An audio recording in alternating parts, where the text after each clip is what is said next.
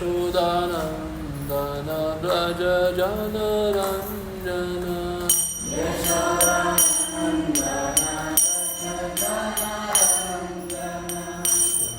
यमुनातीरा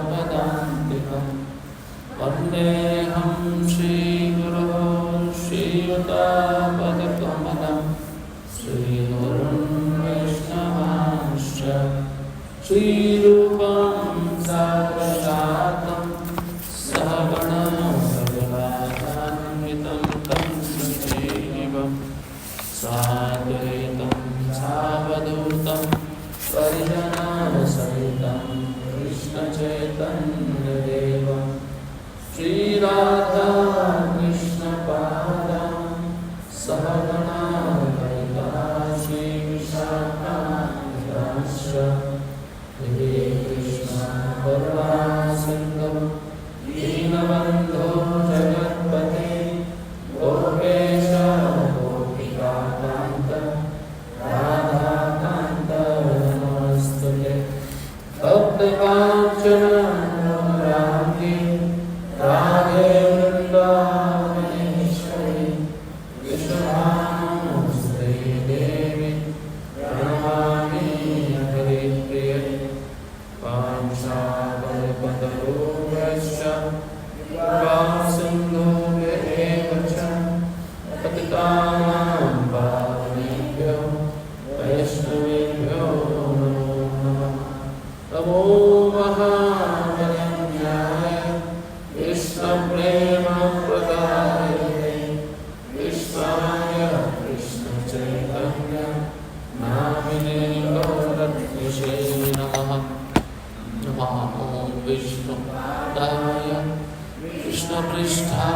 भूतले श्रीमते लोकनाथ स्वामिनिति नामिने नमः। विष्णुपादाय कृष्णपृष्ठाय भूतले श्रीमते भक्तिवेदांत स्वामिनिति नामिने नमस्ते सारस्वते देवे गौरवाणी प्रचारिणे निर्विशेष शून्यवादी पाश्चात्य देशधारिणे। जय श्री कृष्ण चैतन्य प्रभु नित्यानंद श्री अद्वैत गदाधर श्रीवासादि गौर भक्तवृंद। हरे कृष्णा कृष्णा कृष्णा हरे हरे हरे राम राम राम हरे हरे।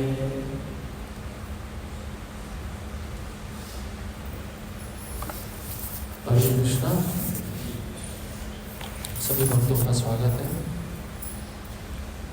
तो विशेष मास प्रारंभ हो चुका है जिसको कार्तिक मास कहते हैं। तो कार्तिक मास से संबंधित मुख्य रूप से स्कंद पुराण में, पद्म पुराण में कार्तिक मास के महत्व का वर्णन किया गया है।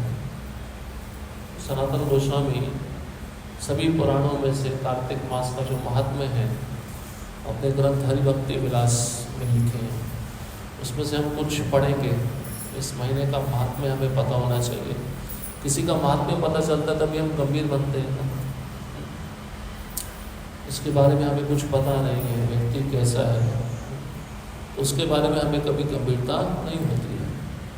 ये महीना कितना अद्भुत है, कितना विशेष है, और इस महीने में थोड़ी सी भक्ति करने पर भगवान लाखों गुना अधिक फल देते हैं। हालांकि भक्त कोई फल की इच्छा से सेवा नहीं करता है, ये सब वरदान कर्मी लोगों के लिए है। भगवान उनको आकर्षित करना चाहते हैं, कैसे भी करके वो भी मेरे पास आ जाए। भक्तों को भौतिक फलों से कुछ लेना देना नहीं होता। भौतिक फल तो ऑलरेडी उनको मिला हुआ है।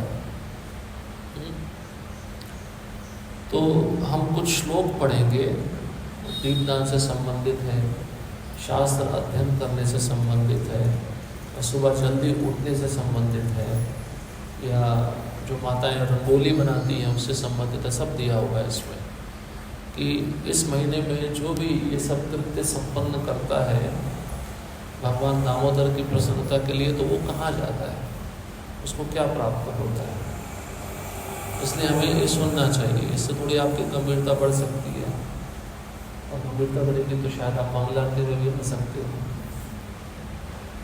इस महीने में तो कई भक्त प्रण लेते हैं, आते हैं, अच्छा है, बहुत अच्छा है, करना चाहिए।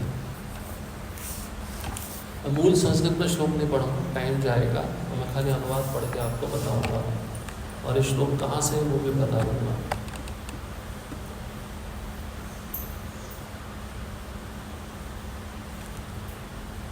ये सब चर्चाएं नारद मुनि शौनक ऋषि के बीच में हैं। अन्य अन्य पुराणों से अलग अलग भक्तों के बीच में संवाद है कार्तिक महीने के महात्म्य के विषय में। उसके विषय में हम सुनने जा रहे हैं। यहाँ पे बताया गया जो भी कार्तिक महीने के सूर्य उदय से 3 घंटा पूर्व उठ जाता है और उठकर स्नान कर कर भगवान के विग्रह के समक्ष उपस्थित होता है, हम आरती में आता है भगवान का दर्शन करने के लिए, तो इसी जन्म में वो भगवान के नाम चला जाता है हरि दर्शन करने से। फिर आगे बताया कि इस कलयुग में विशेषतः इस महीने में जो साधुओं की सेवा करता है, गाय को चारा खिलाता है, भगवान विष्णु से संबंधित कथा सुनता है, चाहे वो भगवत गीता में से हो, चाहे भागवतम में से हो, और नित्य भगवान की पूजा करता है, चाहे मंदिर में हो चाहे अपने घर में हो, और सुबह जल्दी उठता है ब्रह्म मुहूर्त में, वो भी इसी जन्म में भगवान के धाम को वापस जाता है।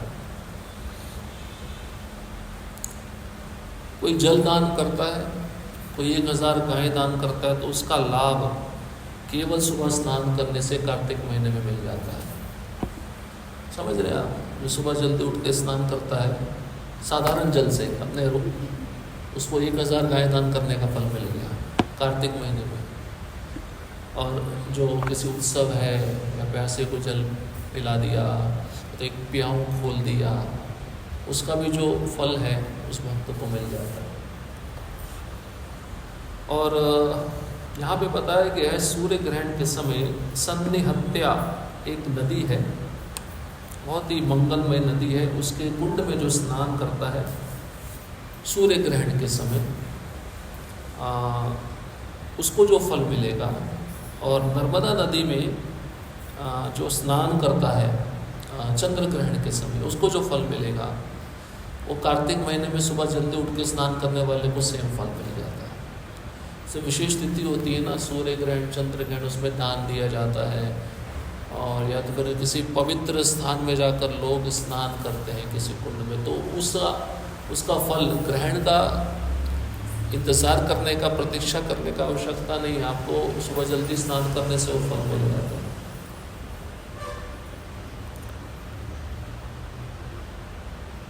और इस महीने में जो भी अपने पितरों को तर्पण देता है, चाहे वह अन्न के रूप में हो चाहे वह जल के रूप में हो, तो भगवान कृष्ण को बहुत प्रिय है। ये तर्पण करने वाले को भी अनलिमिटेड बेनिफिट, मतलब कि ऐसा लाभ मिलता है जो असंख्य है, उसका कोई गणना नहीं की जा सकती। अब सुनिए, इस महीने में जो भगवत गीता पे चर्चा करता है, खाली भगवत गीता खोल के बैठ गया, किसी दूसरे भक्त के साथ वो किसी श्लोक पे चर्चा कर रहा है, पूरा महीना उसने भगवत गीता पे चर्चा किया, वो दोबारा जन्म नहीं लेगा, इस संसार में नहीं आएगा। और जो भगवान विष्णु का या भगवान कृष्ण के मंदिर का परिक्रमा करता है इस महीने में, कितना परिक्रमा बताया गया है? 3 भी है 4 भी है।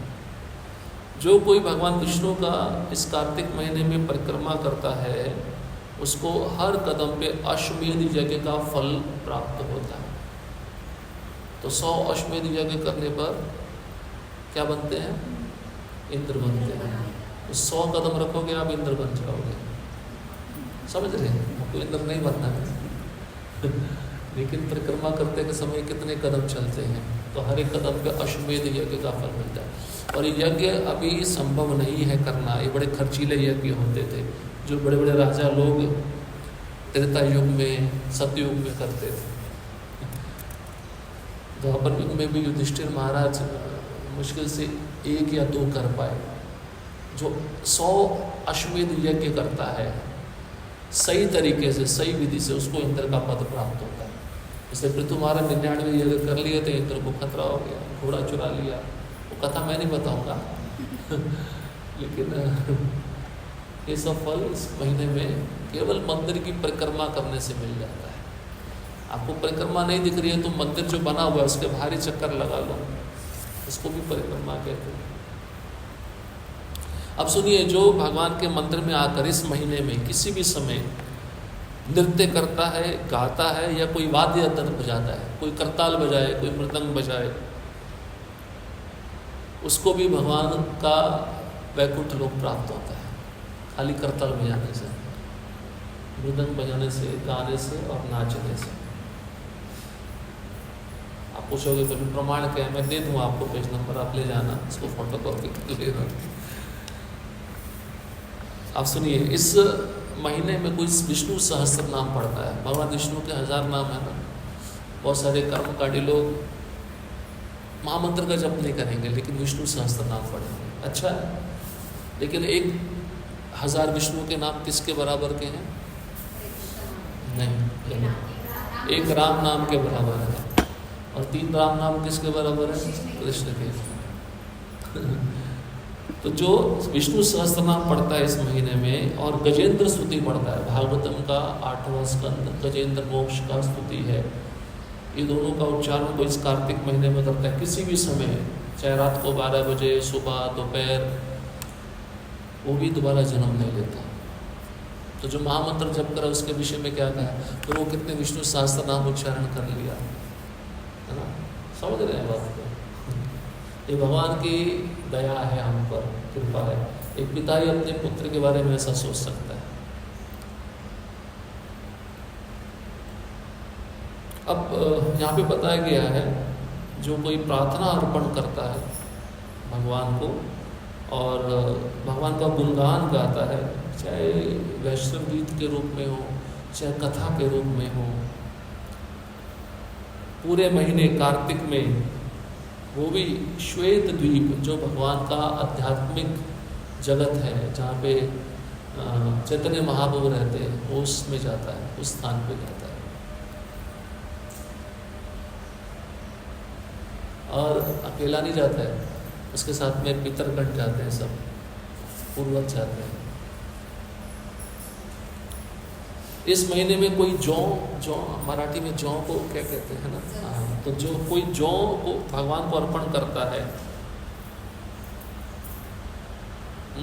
अन्न के रूप में, कोई जौ भगवान को अर्पण करता है इस महीने में, तो वो जब तक ये जगत रहेगा तब तक वो स्वर्ग में निवास करेगा।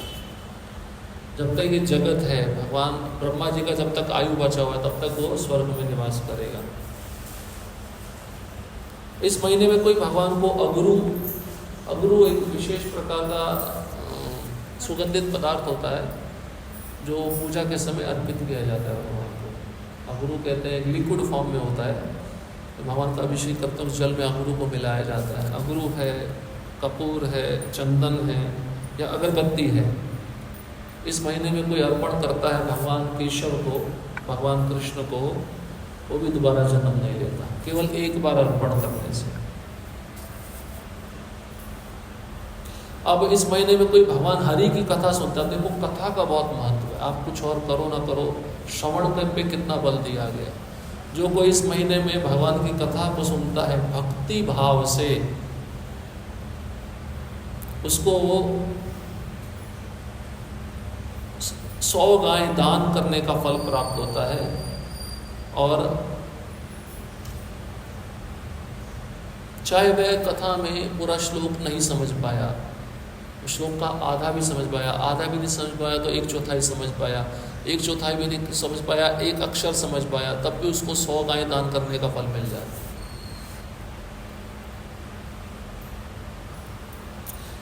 अब यहाँ पे बताया कि इस कार्तिक महीने में सब प्रकार का धार्मिक कृत्य त्याग देना चाहिए। केवल और केवल शास्त्रों से भगवान की कथा सुननी चाहिए, उनके विग्रह से संबंधित। कौन कौन सी कथा है भगवान के विग्रह से संबंधित? माधवेंद्रपुरी की कथा है, खीरचोरा गोपीनाथ, साक्षी गोपाल की कथा है, और भागवतम में कौन कौन सी कथा है विग्रह से संबंधित?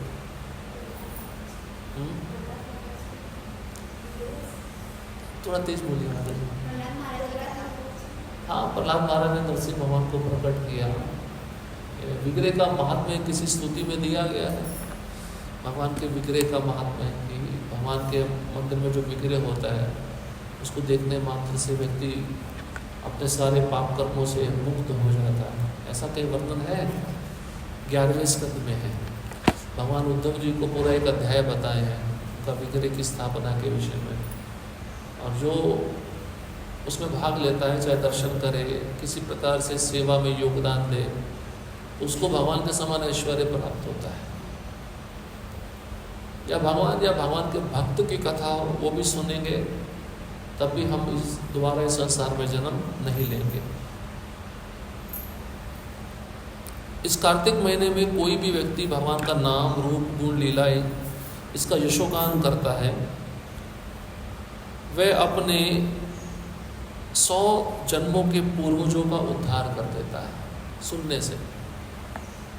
100 जन्म के जो पूर्वज हैं, पिंडदान करते हैं, तो जितने भी पूर्वज हैं 100 जन्मों के, उनका उद्धार हो जाता है। जो कोई अपना समय इस कार्तिक महीने में शास्त्र का चर्चा करने में बिताता है, वो सारे पाप कर्मों से मुक्त हो जाता है। उसको 10,000 यज्ञों का फल प्राप्त होता है। भगवान मधुसूदन उससे ज़्यादा प्रसन्न होते हैं जो व्यक्ति शास्त्रों में दिए गए उनके नाम रूप पूर्ण लीला की चर्चा करता है इस पूरे महीने में,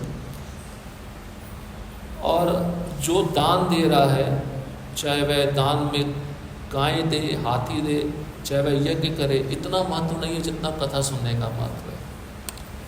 कथा सुनने का ज़्यादा महत्व है।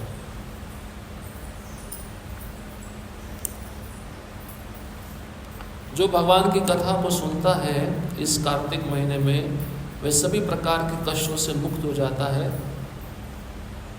पिछले 10 लाख जन्मों के कष्ट और आने वाले 10 लाख जन्मों के कष्ट खत्म हो जाते हैं खाली कथा सुनने से कार्तिक महीने में।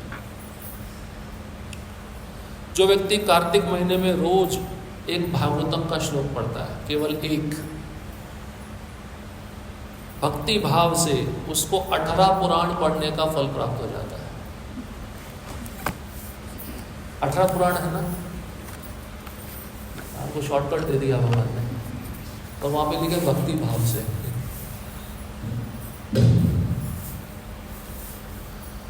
तो एक भी श्लोक पढ़ो, उसको समझ के पढ़ो, उसमें से हम अपने जीवन में क्या उतार सकते हैं उस पर भी विचार करो। इस भाव से पढ़ना चाहिए। केवल एक श्लोक कोई भगवत गीता से भी पढ़े, भागवतम से भी पढ़े, उसको पूरे 18 पुराण में जितने श्लोक हैं उसको पढ़ने का वो फल मिल जाता है। हम गिन तो सकते नहीं हैं, लेकिन भागवतम में बताया 18 पुराण में कितने श्लोक हैं। सभी पुराणों की श्लोकों की संख्या को जोड़ा जाए तो लगभग 3 से 3.5 लाख श्लोक हैं। वो सबको पढ़ने का कोई आवश्यकता नहीं, भागवतम का एक श्लोक पढ़ लिया भक्ति भाव से। हर प्रकार के समाज सेवी जो कृत्य होते हैं उसको त्याग देना चाहिए, चाहे वह कुआं खोदना हो, यज्ञ करना हो। केवल और केवल इस महीने में भगवान के भक्तों का संग करना चाहिए। अब ये भी श्लोक बताया गया है, वैष्णव सह संवसेत। संवसेत मतलब उनके संग में जाके बैठना चाहिए, बाकी सब कार्य ऑटोमेटिक हो जाएगा। अब बताया गया जो माताएं अपने घर के बाहर रंगोली बनाती हैं या मंदिर में रंगोली बनाती हैं, वो भगवान देखते हैं तो इतना उनको आनंद आता है, उनके लिए भगवान व्यवस्था कर देते हैं अपने धाम में आने की, केवल रंगोली बनाने से। ये इस महीने का महत्व है, कार्तिक महीने का।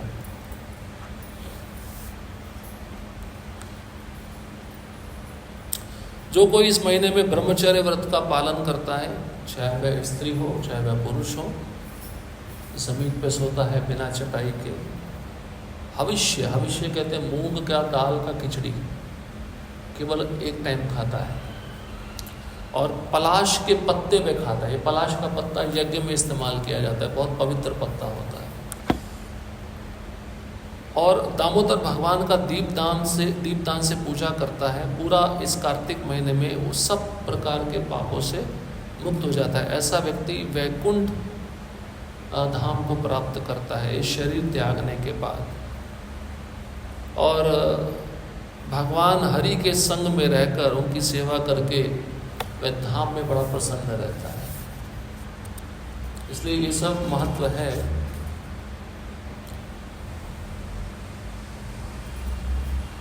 सुबह जो जल्दी उठता है, नहाता है, अपने इंद्रियों को नियंत्रित रखता है, मंत्रों का जप करता है, हविष्यान्न ग्रहण करता है, पूरे कार्तिक महीने में अपने मन और इंद्रियों को नियंत्रित करता है, वो सभी प्रकार के पाप कर्मों से मुक्त हो जाता है। अब सुनिए, थोड़ा पदार्थ के बारे में बताया। जो इस महीने में केवल एक बार खाता है वो बड़ा प्रसिद्ध हो जाता है, शक्तिशाली हो जाता है, और सभी उसका गुणगान करते हैं। ऐसा यहाँ पे लिखा है। ये सब तपस्या है, हमें किसी को दिखाने के लिए नहीं करनी है, हमें भगवान की संतुष्टि के लिए करनी है। इसलिए जो एक बार खा रहा है, कोई ना कोई संकल्प तो लेना चाहिए। आपकी तपस्या थोड़ी ज़्यादा होनी चाहिए इस महीने में। जप ज़्यादा करो, श्रवण ज़्यादा करो, अध्ययन ज़्यादा करो। सुबह इतने समय पे मैं उठूँगा, उसका संकल्प लो। 3 टाइम का भोजन 2 टाइम हो, 2 टाइम का 1 टाइम हो। कई वक्त होते हैं जो फल पे आश्रित रहते हैं पूरा महीना, अन्न खाते भी नहीं, ऐसा भी है।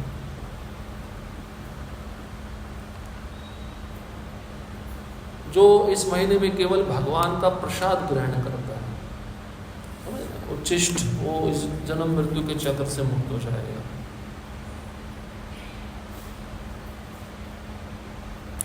भगवान हरि इस महीने में उस भक्त की पूजा से इतने प्रसन्न होते हैं कि उसके 1000 अपराधों को क्षमा कर देते हैं।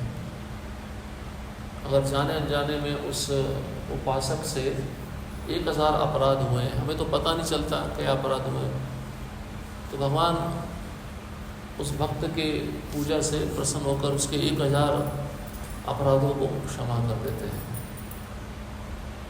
जो रोज़ प्रसाद ग्रहण करता है और जो रोज़ प्रसाद का वितरण करता है इस महीने में, और वो भी भगवान कृष्ण का बहुत ही हृदय को भाने वाला पदार्थ, यहाँ पे लिखा है स्वीट राइस मिक्स्ड विद घी, पायस घी के साथ मिला हुआ, भगवान को बहुत प्रिय है। तो ऐसा व्यक्ति हर प्रकार के यज्ञ करने का फल प्राप्त करता है।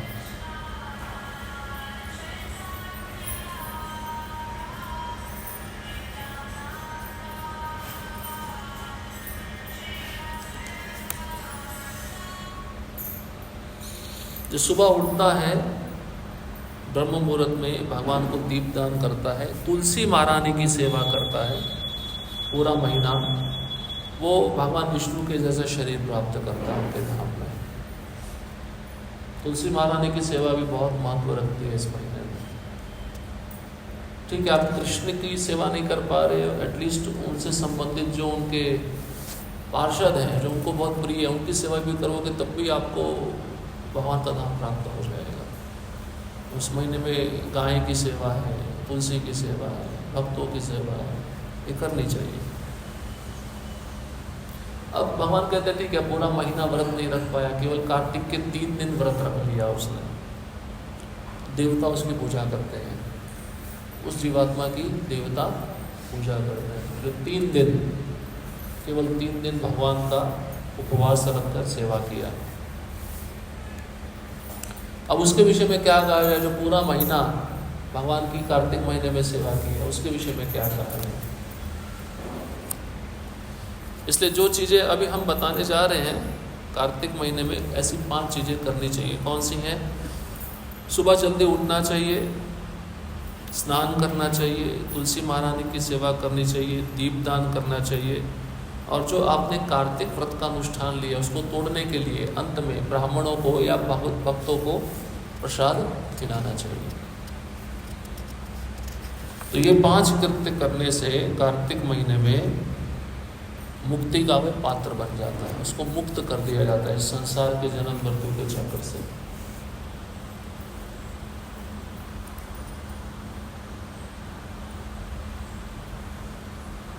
अब देखिए, बताया गया कोई बीमार हो गया, वो स्नान नहीं कर पा रहा, तो उसको मंत्रों से स्नान करना चाहिए। अपने बेड पे बैठ के जप करे तब भी उसको भगवत धाम की प्राप्ति हो जाएगी। उसके शरीर में समस्या है, भगवान ने ये भी बोल दिया। भगवान जानते हैं, हर एक के बारे में जानते हैं। कोई समर्थ नहीं हो पाता, उसको शारीरिक बीमारी है, सुबह जल्दी उठ के वह स्नान नहीं कर सकता, भगवान कहते हैं ऐसा व्यक्ति मंत्रों से स्नान करे।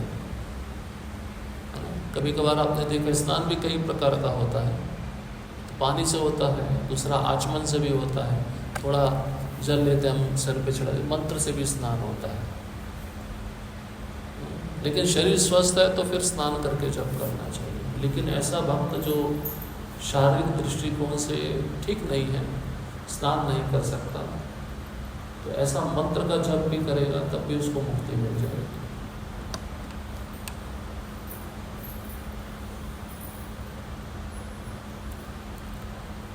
अब दीपदान के विषय में बताते हैं, कोई दीपदान नहीं कर पाया लेकिन दूसरे को प्रेरणा दे रहा है, आप करो, और उस व्यक्ति ने कर दिया तो जो बोला है उसको भी भगवत धाम चला जाएगा।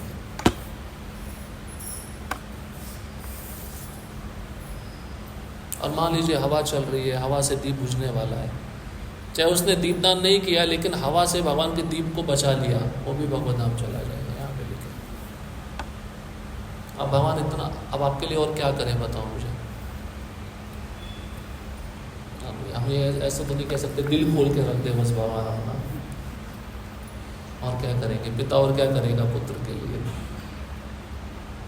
हम सोचे हम इतना भी समर्थ नहीं है, भगवान बोले हम, फिर तो भगवान की आंखों से आंसू आने लग जाएंगे, और क्या करूँ इसके लिए, इतना तो सब कुछ कर दिया है, सब परोस के दे दिया है, खिला भी रहा हूँ, और बोले कि नहीं अच्छा नहीं है भोजन। हम कहते हैं ना हमसे हो नहीं पाएगा।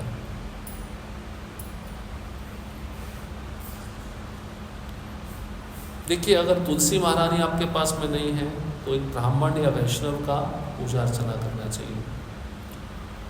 और आपके पास अगर ब्राह्मण या वैष्णव भी नहीं है, उसको अपना संकल्प पूरा करने के लिए गाय की सेवा करनी चाहिए। गाय को खिला दो कुछ,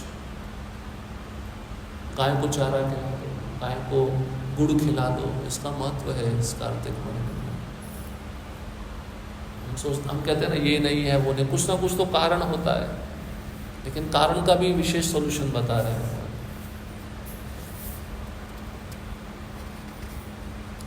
अब देखिए सुनिए, मैं श्लोक उच्चारण करूंगा, बहुत विशेष श्लोक है, दीपदान से संबंधित है।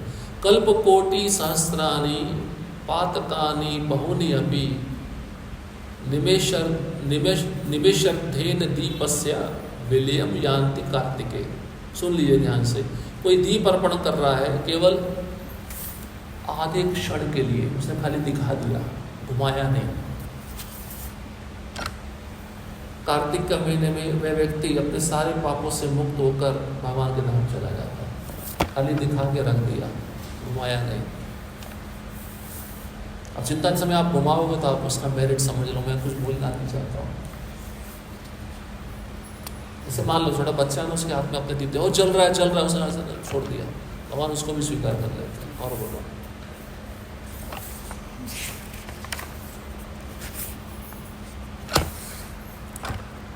अब दीपदान की महिमा का विषय में सुनिए, जो भगवान कृष्ण को बहुत ही प्रिय है। जो भी दीपदान इस महीने में करता है दोबारा जन्म नहीं लेता।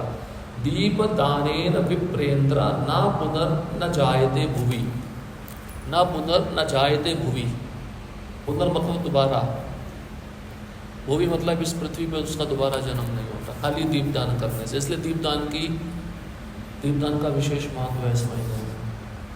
और दीप क्यों, ये परंपरा कहाँ से शुरू हुई है, संस्कार कहाँ से आया दीप का? भगवान राम आए थे ना दीपावली के दिन अयोध्या वापस। कहता हूँ इतना तो पता होना चाहिए, सनातन धर्म में हो। पूरी अयोध्या को दियों से जलाया गया था, अमावस्या की रात थी, इसलिए वो दीपदान की प्रथा वहाँ से है। हर कोई अपने हाथ में दीप लेकर भगवान राम की आरती उतार रहा है। भगवान को दीपदान करने से इस महीने में जो स्नान कुरुक्षेत्र में करने से प्राप्त होता है सूर्य ग्रहण के समय, और जो स्नान नर्मदा नदी में प्राप्त होता है फल चंद्र ग्रहण के समय, वह 1 करोड़ गुना एक दीपदान करने पे प्राप्त हो जाता है।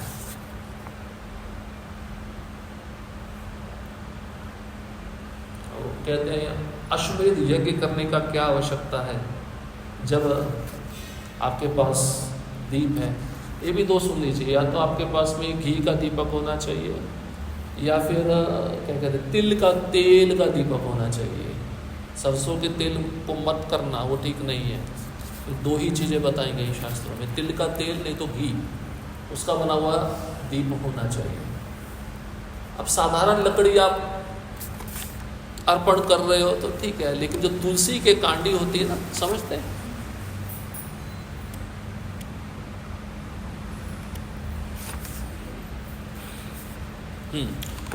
तो तुलसी सूख जाती है, उसको कभी फेंकना मत, उसको बचा के रखना, उसके टुकड़े टुकड़े कर लेना।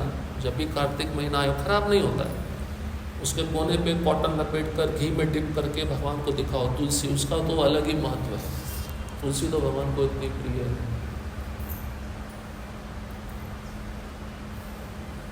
साधारण लकड़ी से ज़्यादा महत्व तुलसी का है। तो आप तुलसी अर्पण कर रहे हो एक तरह से भगवान को। जैसे एक पुजारी होता है ना, चंदन के साथ तुलसी भगवान के चरणों, आप जब चरणों पे दीप दिखाओगे तो आप तुलसी अर्पण कर रहे हो भगवान के चरणों में।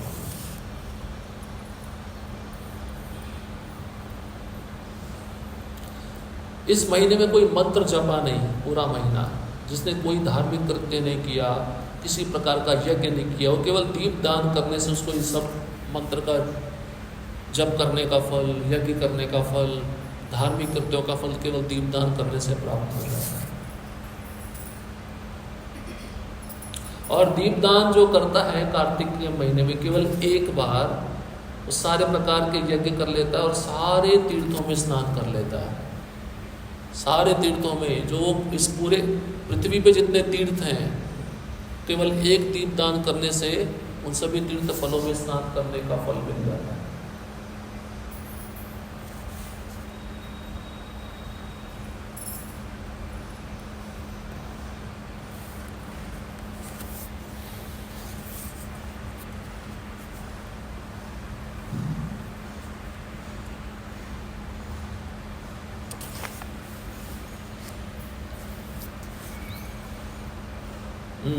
और वो दीपदान कर रहा है और उसके पाप कर्म सुमेरु पर्वत जैसे हैं। सुमेरु पर्वत जानते हैं, जिसकी धुरी पे पूरा ब्रह्मांड टिका हुआ है, इतना बड़ा पर्वत है, सोने का पर्वत है। उसके धुरी पे ही, उसके नोक पे ही सूर्यदेव अपने रथ को खींचते हैं पूरे चारों तरफ। सुमेरु पर्वत, चाहे उस व्यक्ति के पाप सुमेरु पर्वत जैसे हैं, वो एक दीपदान करने से सारे पाप जल के भस्म हो जाते हैं।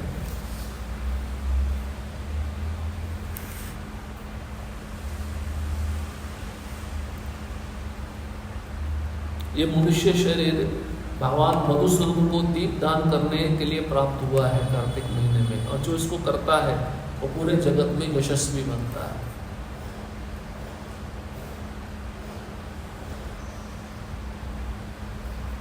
जो दीपदान करता है कार्तिक महीने में भगवान को, जितने भी कुंड हैं, जितनी भी पवित्र नदियां, उसमें 100 गुना स्नान करके जो फल मिलता है वो केवल एक दीपदान से मिल जाता है।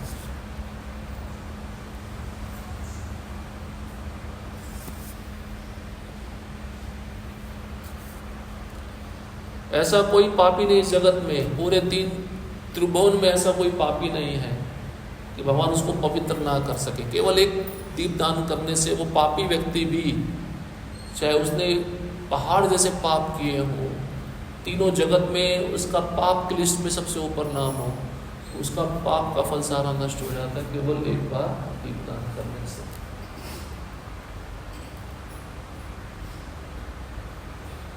दीपदान करने से कार्तिक के महीने में व्यक्ति अपना टिकट पक्का कर लेता है भगवत धाम जाने के लिए, और उसके जीवन में जितनी भी भौतिक बाधाएं आती हैं वो सब नष्ट हो जाती हैं।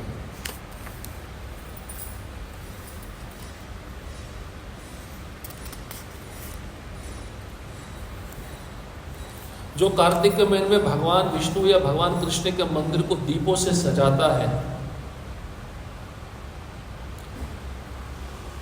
मतलब शतरंज का खेल होता है ना, ऐसा समझ रहा है कि मैं शतरंज का खेल खेल रहा हूँ दीप जलाते समय, तो वो अपने 21 पीढ़ियों का उद्धार कर देता है, भगवत धाम भेज देता है।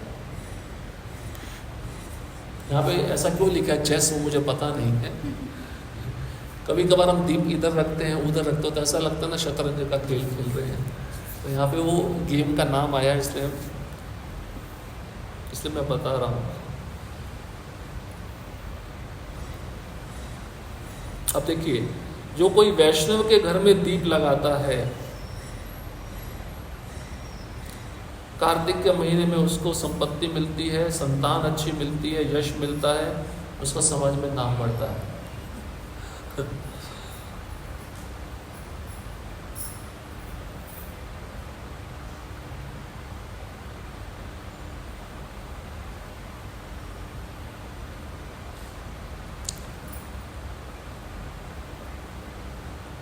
जो कोई दीपदान नहीं करता है इस महीने में, भगवान विष्णु के मंदिर में आकर उसको वैष्णव नहीं माना जा सकता।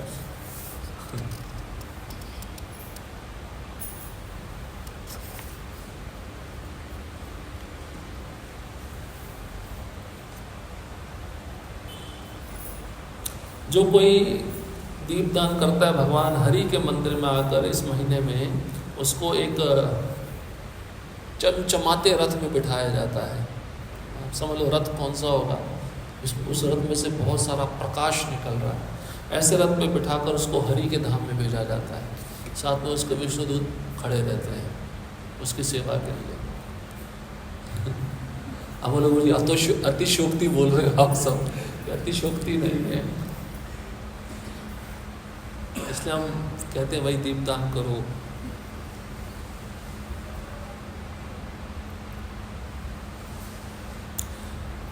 गर्मी में पानी दान करने का फल और भाद्र महीने में अन्न दान करने का फल। पूरा महीना कोई भाद्र महीने में अन्न दान करे और पूरा महीना ज्येष्ठ जो गर्मी का महीना होता है उसमें जल दान करे, वो केवल कार्तिक महीने में एक दीप दान करने से मिल जाता है।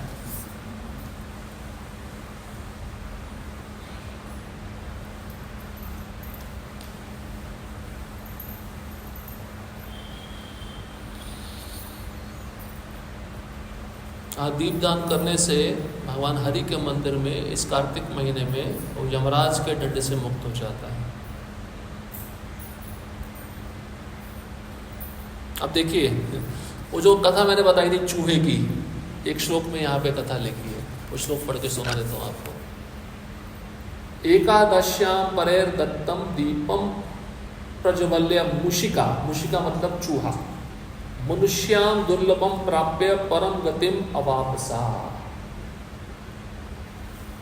एक चूहा गलती से भगवान हरि के मंदिर में दीप बुझते हुए दीप को जला देता है। उसका परिणाम उस चूहे को मिलता है कि वह भगवान के धाम चला जाता है। और इसी तरह कार्तिक महीने में कितना भी पापी व्यक्ति क्यों ना हो, उसने एक बार दीपदान किया तो बार बार करेगा तो चला जाएगा, लेकिन एक बार करने से उसका गारंटी वैष्णव कुल में जन्म निश्चित हो जाता है। ये भी बताया गया।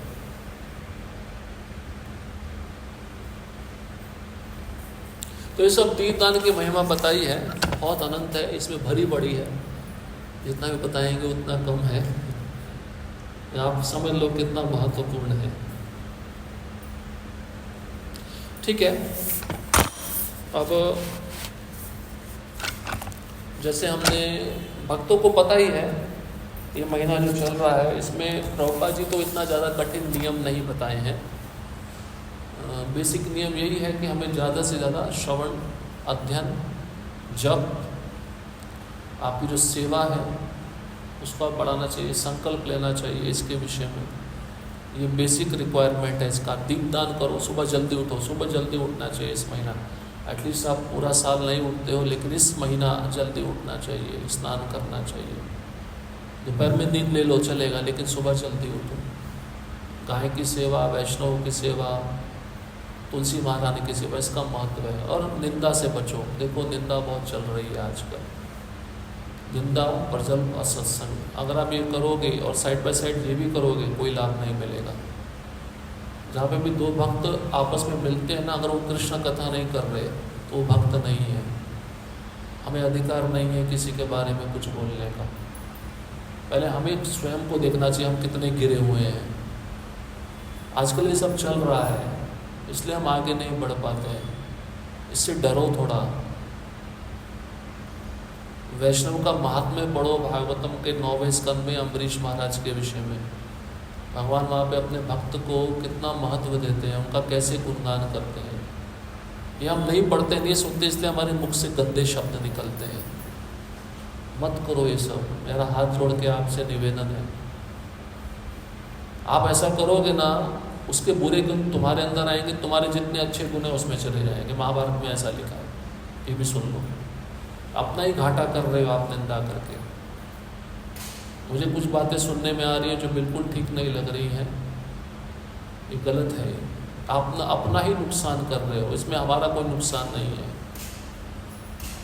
पात्र आपको मिला है, उसमें आपने छेद कर दिया है और जो भरा हुआ सामान है सब निकल रहा है नीचे, जिसका कोई लाभ नहीं, वो भरा नहीं रहेगा। इसलिए जब आपकी कंपनी होती है, जब कंपनी मतलब जो आपके संग में कोई एक व्यक्ति आया है, भक्ति है, और वो चर्चा नहीं कर रहा कृष्ण के बारे में, तो मतलब वो भक्त नहीं है। फिर वो भक्ति को अभी तक समझ नहीं पाया, उसको जन्म लगेंगे भक्ति समझने में। मत करो किसी का निंदा, हमको किसी ने अधिकार नहीं दिया। आपको समस्या है, अथॉरिटी को आके आप बता दो, नम्रतापूर्वक बता दो, वो डिसाइड करेंगे क्या करना है। इस महीने में मत करो। मैं कहता हूँ पूरा साल नहीं करोगे तो बहुत अच्छा है। आपकी भक्ति में कितनी फास्ट प्रगति होगी आपको अनुभव होगा। इसी कारण से हम फंस जाते हैं, हमको नाम में रुचि नहीं आती, हमें हर सेवा में आलस आता है। क्यों? यही कारण है, क्योंकि हम निंदा में लगे हुए हैं। हमारा मन निंदा में रचा बसा रहता है। जिसको जो सेवा दी है ना, वो सेवा करो, उस सेवा से मतलब रखो।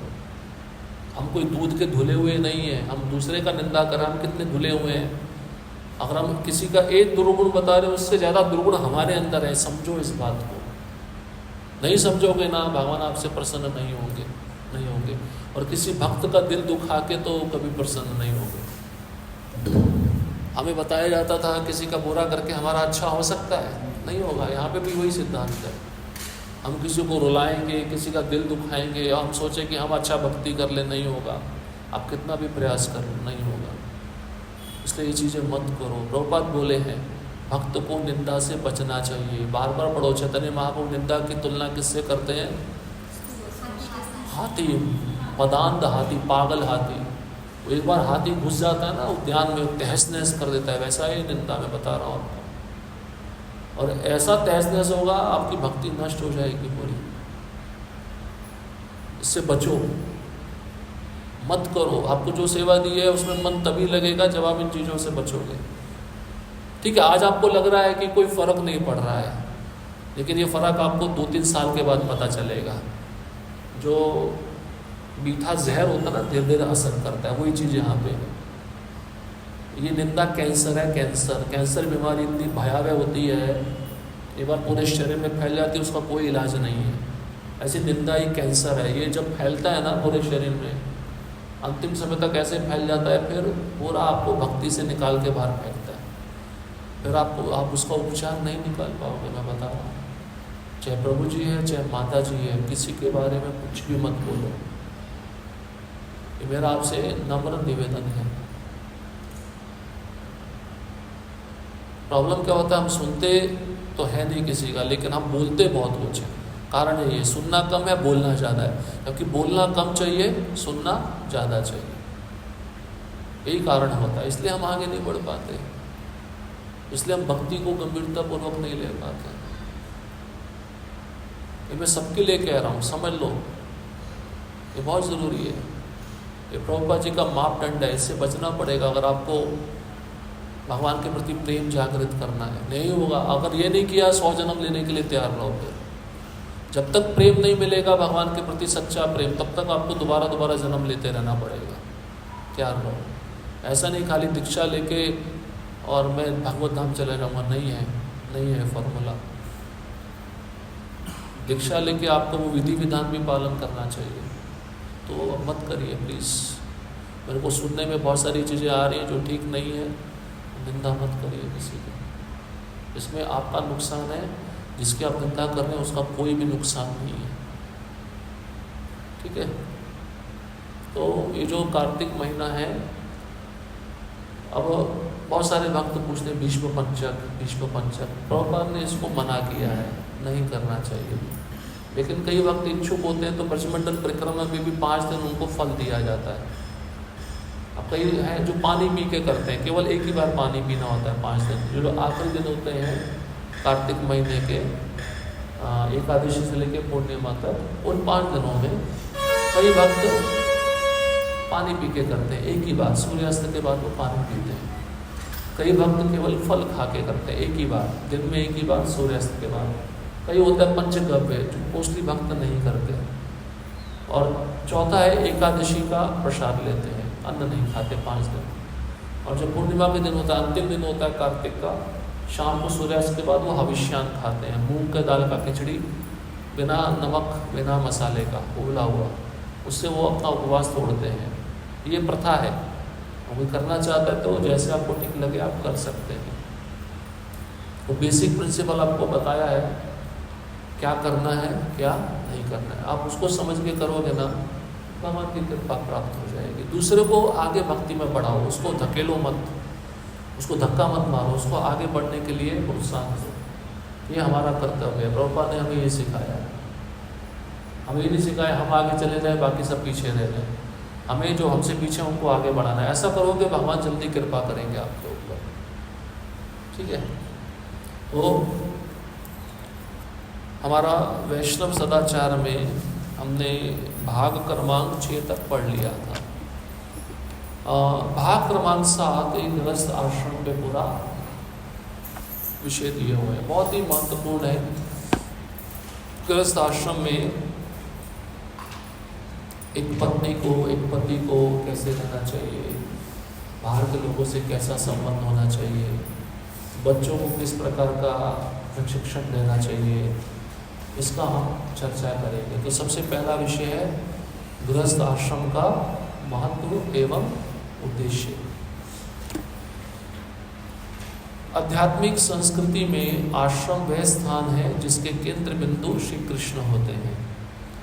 तो गृहस्थ के पीछे कौन सा शब्द लगाया है? आश्रम, है ना। ब्रह्मचारी आश्रम, गृहस्थ आश्रम, वानप्रस्थ आश्रम, संन्यास आश्रम का अर्थ क्या है? जहाँ पे भगवान केंद्र बिंदु है। एक होता है गृहस्थ, एक होता है गृह मेधी।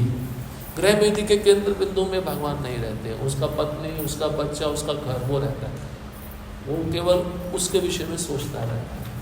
आश्रम शब्द जहाँ पे आया, आश्रम का मतलब आध्यात्मिक वातावरण, जहाँ पे भक्ति की क्रियाएं हो रही हैं, समझ रहे हैं? इसलिए गृहस्थ आश्रम है। आध्यात्मिक संस्कृति इन चारों आश्रमों के लिए समान है। तो देखो, भक्ति चारों आश्रमों में होती है। योग क्या कहते हैं, योगी जो होता है वो हर एक आश्रम के लिए नहीं है सिद्धि प्राप्त करने वाला। जो भोगी है वो भी हर एक आश्रम के लिए नहीं है। ऐसा आपने सुना है सन्यासी कोई सब वस्तुओं का भोग कर रहा है? केवल भक्ति सब आश्रमों के लिए है समान रूप से। ये भक्ति की विशेषता है। तो भक्ति गृहस्थ भी कर सकता है, ब्रह्मचारी भी कर सकता है, सन्यासी भी कर सकता है, वानप्रस्थी भी कर सकता है। चारों आश्रमों में अंतर केवल वैराग्य की तीव्रता तथा जीविका उपार्जनों के साधनों में ही है, परंतु चारों आश्रम महत्वपूर्ण हैं। अब 4 आश्रम है, ब्रह्मचर्य, गृहस्थ, वानप्रस्थ, संन्यास।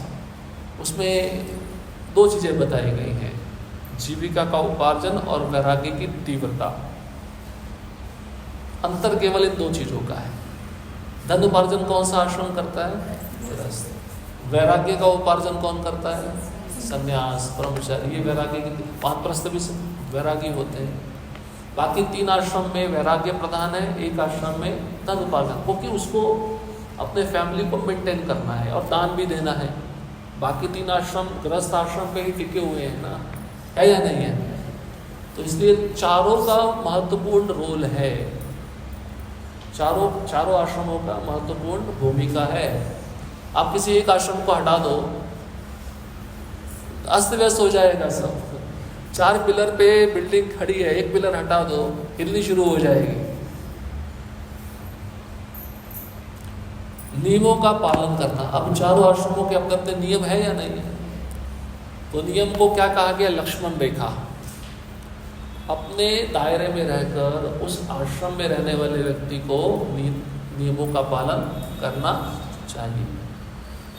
अगर वह नियमों का पालन नहीं करेगा, उस दायरे में नहीं रहेगा, लक्ष्मण रेखा को पार करेगा, तो विपरीत परिणाम उसको भोगना पड़ेगा।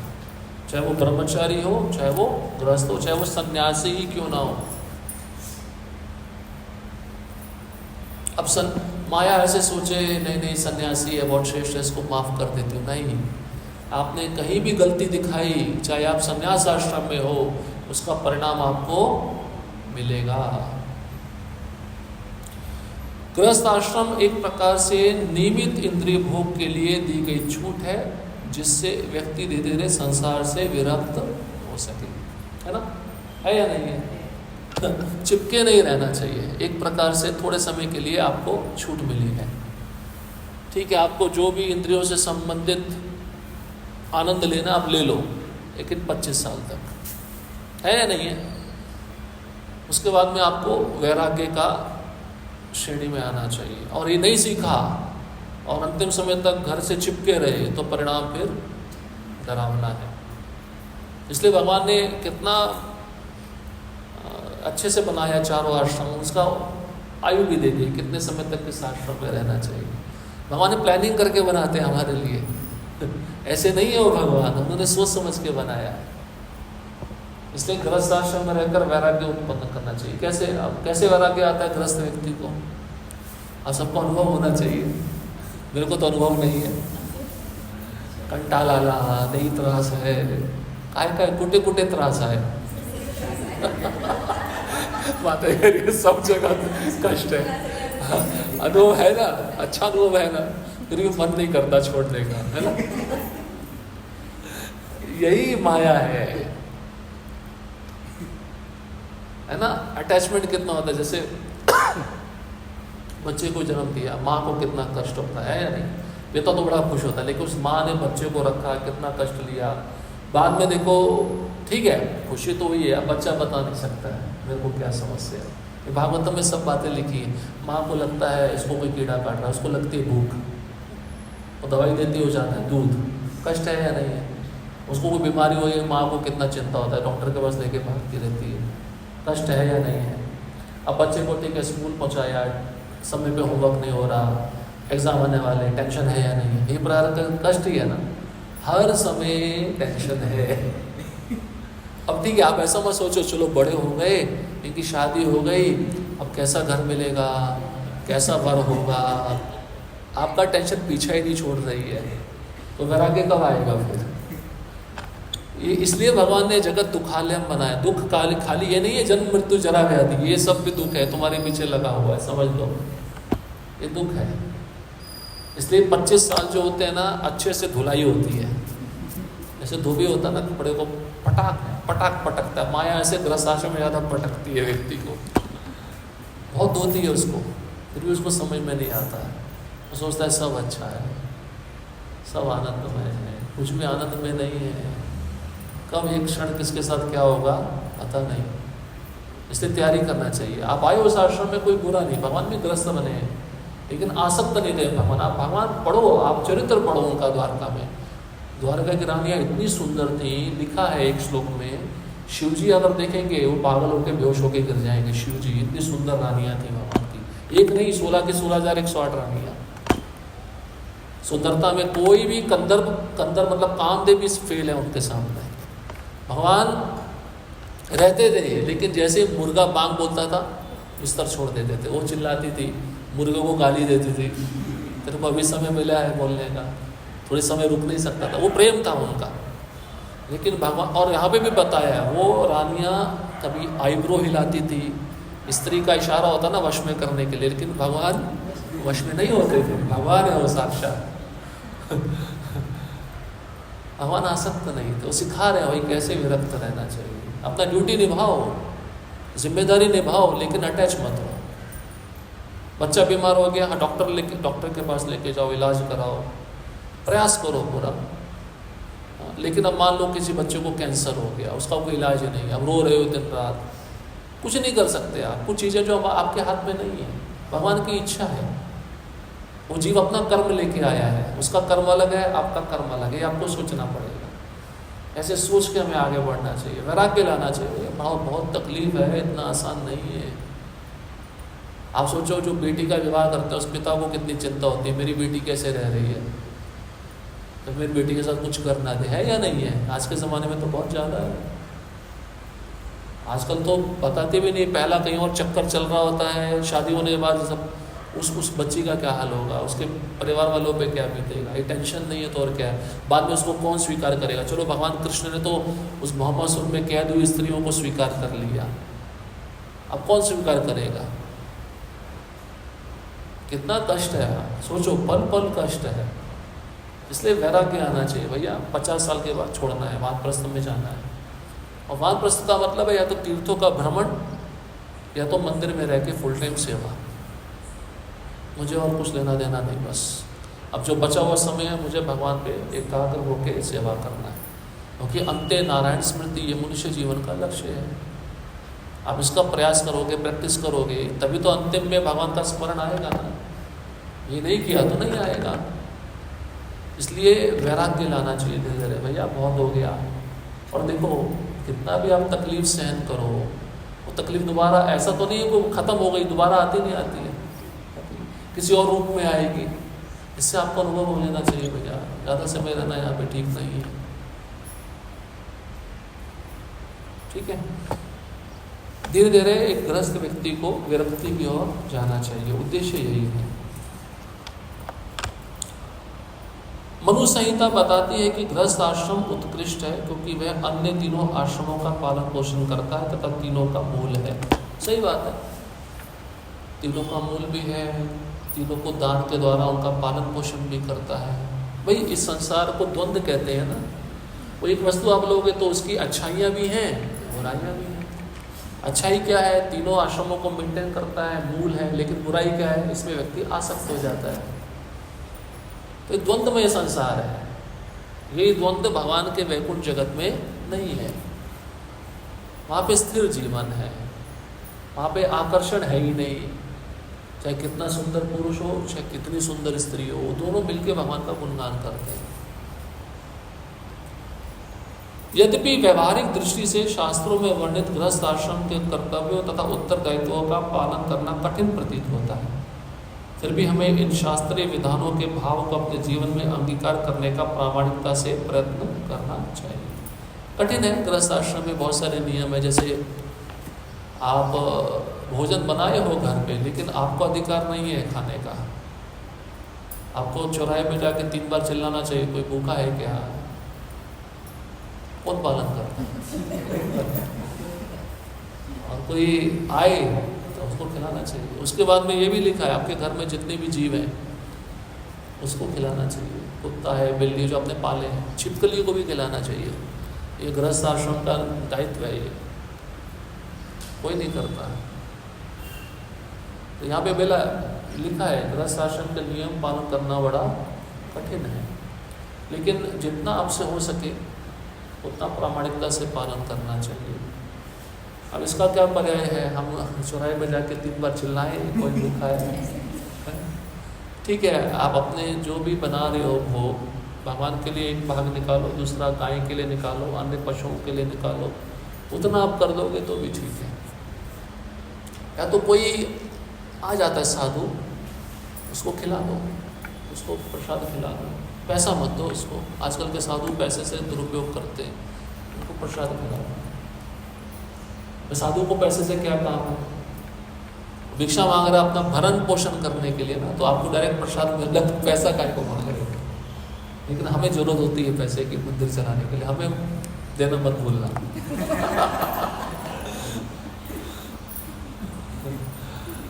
गृहस्थ जीवन के कर्तव्य एवं उत्तरदायित्व, सर्व सामान्य मतलब कॉमन चीजें बताई हैं, उसको पढ़ेंगे। चारों आश्रमों के सदस्यों की देखभाल करना। अब देखभाल मानसिक रूप से भी होती है, शारीरिक रूप से भी होती है, भावनात्मक रूप से भी होती है ना। शारीरिक रूप से कैसे होती है? वो दान देके करता है, मॉनेटरी फंड देता है, फाइनेंशियल हेल्प करता है ना। मानसिक रूप से कैसे होती है? कोई ग्रस्त देखे कि किसी आश्रम में कोई भक्त थोड़ा मानसिक उत्पीड़न में है, मन से थोड़ा ठीक नहीं, तो मन को कैसे नियंत्रित किया जाए। तो गृहस्थ आश्रम में व्यक्ति अनुभवी है, बहुत प्रगतिशील है, तो ऐसे उसको मार्गदर्शन भी कर सकता है। लेकिन पहले स्वयं उसको स्टेबल रहना चाहिए। ऐसा नहीं कि अपनी स्थिति पता नहीं है दूसरे को प्रचार कर रहा है। उसके लिए गृहस्थ आश्रम में काफ़ी समय बिताया हुआ अनुभवी व्यक्ति चाहिए, सारी परेशानियों को जूझा हुआ हो, लड़ा हुआ हो, जिसमें सहनशीलता की बहुत भावना हो। ऐसा व्यक्ति आगे जाके अन्य आश्रमों के भक्तों को प्रचार कर सकता है। तो उसको मैच्योर होना चाहिए, समय परिस्थिति काल को देखकर चलना चाहिए। ये सब चीज़ें उसमें मायने रखती हैं। लेकिन सन्यासी कितना मैच्योर होता है? वो गृहस्थ के प्रॉब्लम को सुलझाता है, क्योंकि उसका स्थान गृहस्थ से भी ऊपर होता है। बताओ भगवान गीता में क्या बोले? सन्यास आश्रम सभी का गुरु है। सनातन गोस्वामी इसलिए सबका प्रॉब्लम सुलझाने जाते हैं। देख रहे आप, ये एक महान वैष्णव का गुण होता है। यहाँ तक सुलझाते, पति पत्नी में झगड़ा हो तो सन्यासी को क्या लेना देना है बताओ। तो बच्चा तुम्हारा कैसा है, पढ़ रहा है नहीं पढ़ रहा है, लेकिन भगवान के भक्त हैं इसलिए वो प्रेम पूर्वक इस सब बातें पूछते थे। सभी जीवों को आश्रय प्रदान करना तथा यज्ञ करना ये गृहस्थ का धर्म है। देखो भागवतम से वो श्लोक भी दिया, 11वां स्कंद 18वां अध्याय 42वां श्लोक।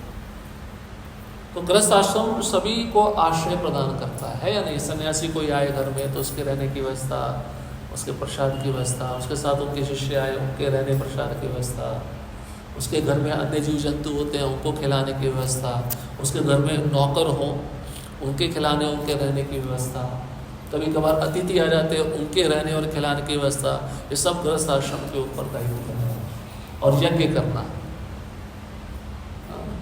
यज्ञ अब कलयुग में कौन सा यज्ञ संभव है? बस शाम को करना चाहिए, नहीं करेगा तो फिर पाप कर्मों का फल उसको उठाना पड़ेगा, है ना।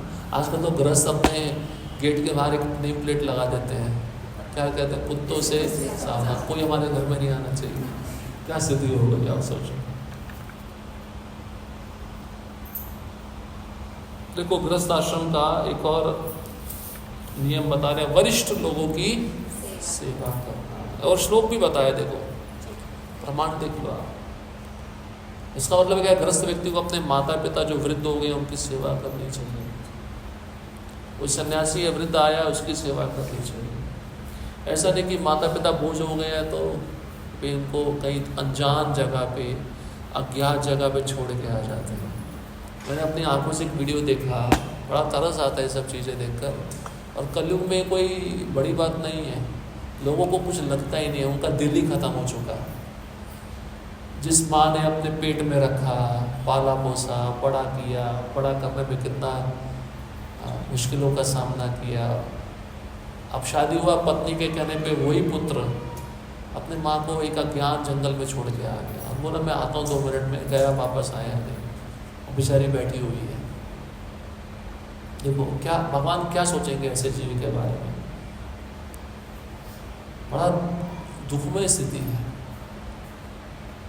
और जो आप कर रहे हो ना आपके माता पिता के साथ, वही आपके बच्चे आपके साथ करेंगे। ये आप याद रखो, नियम है, ये संसार का नियम है। न्यूटन लॉ है ना, every action has equal and opposite reaction, ये मिलता है।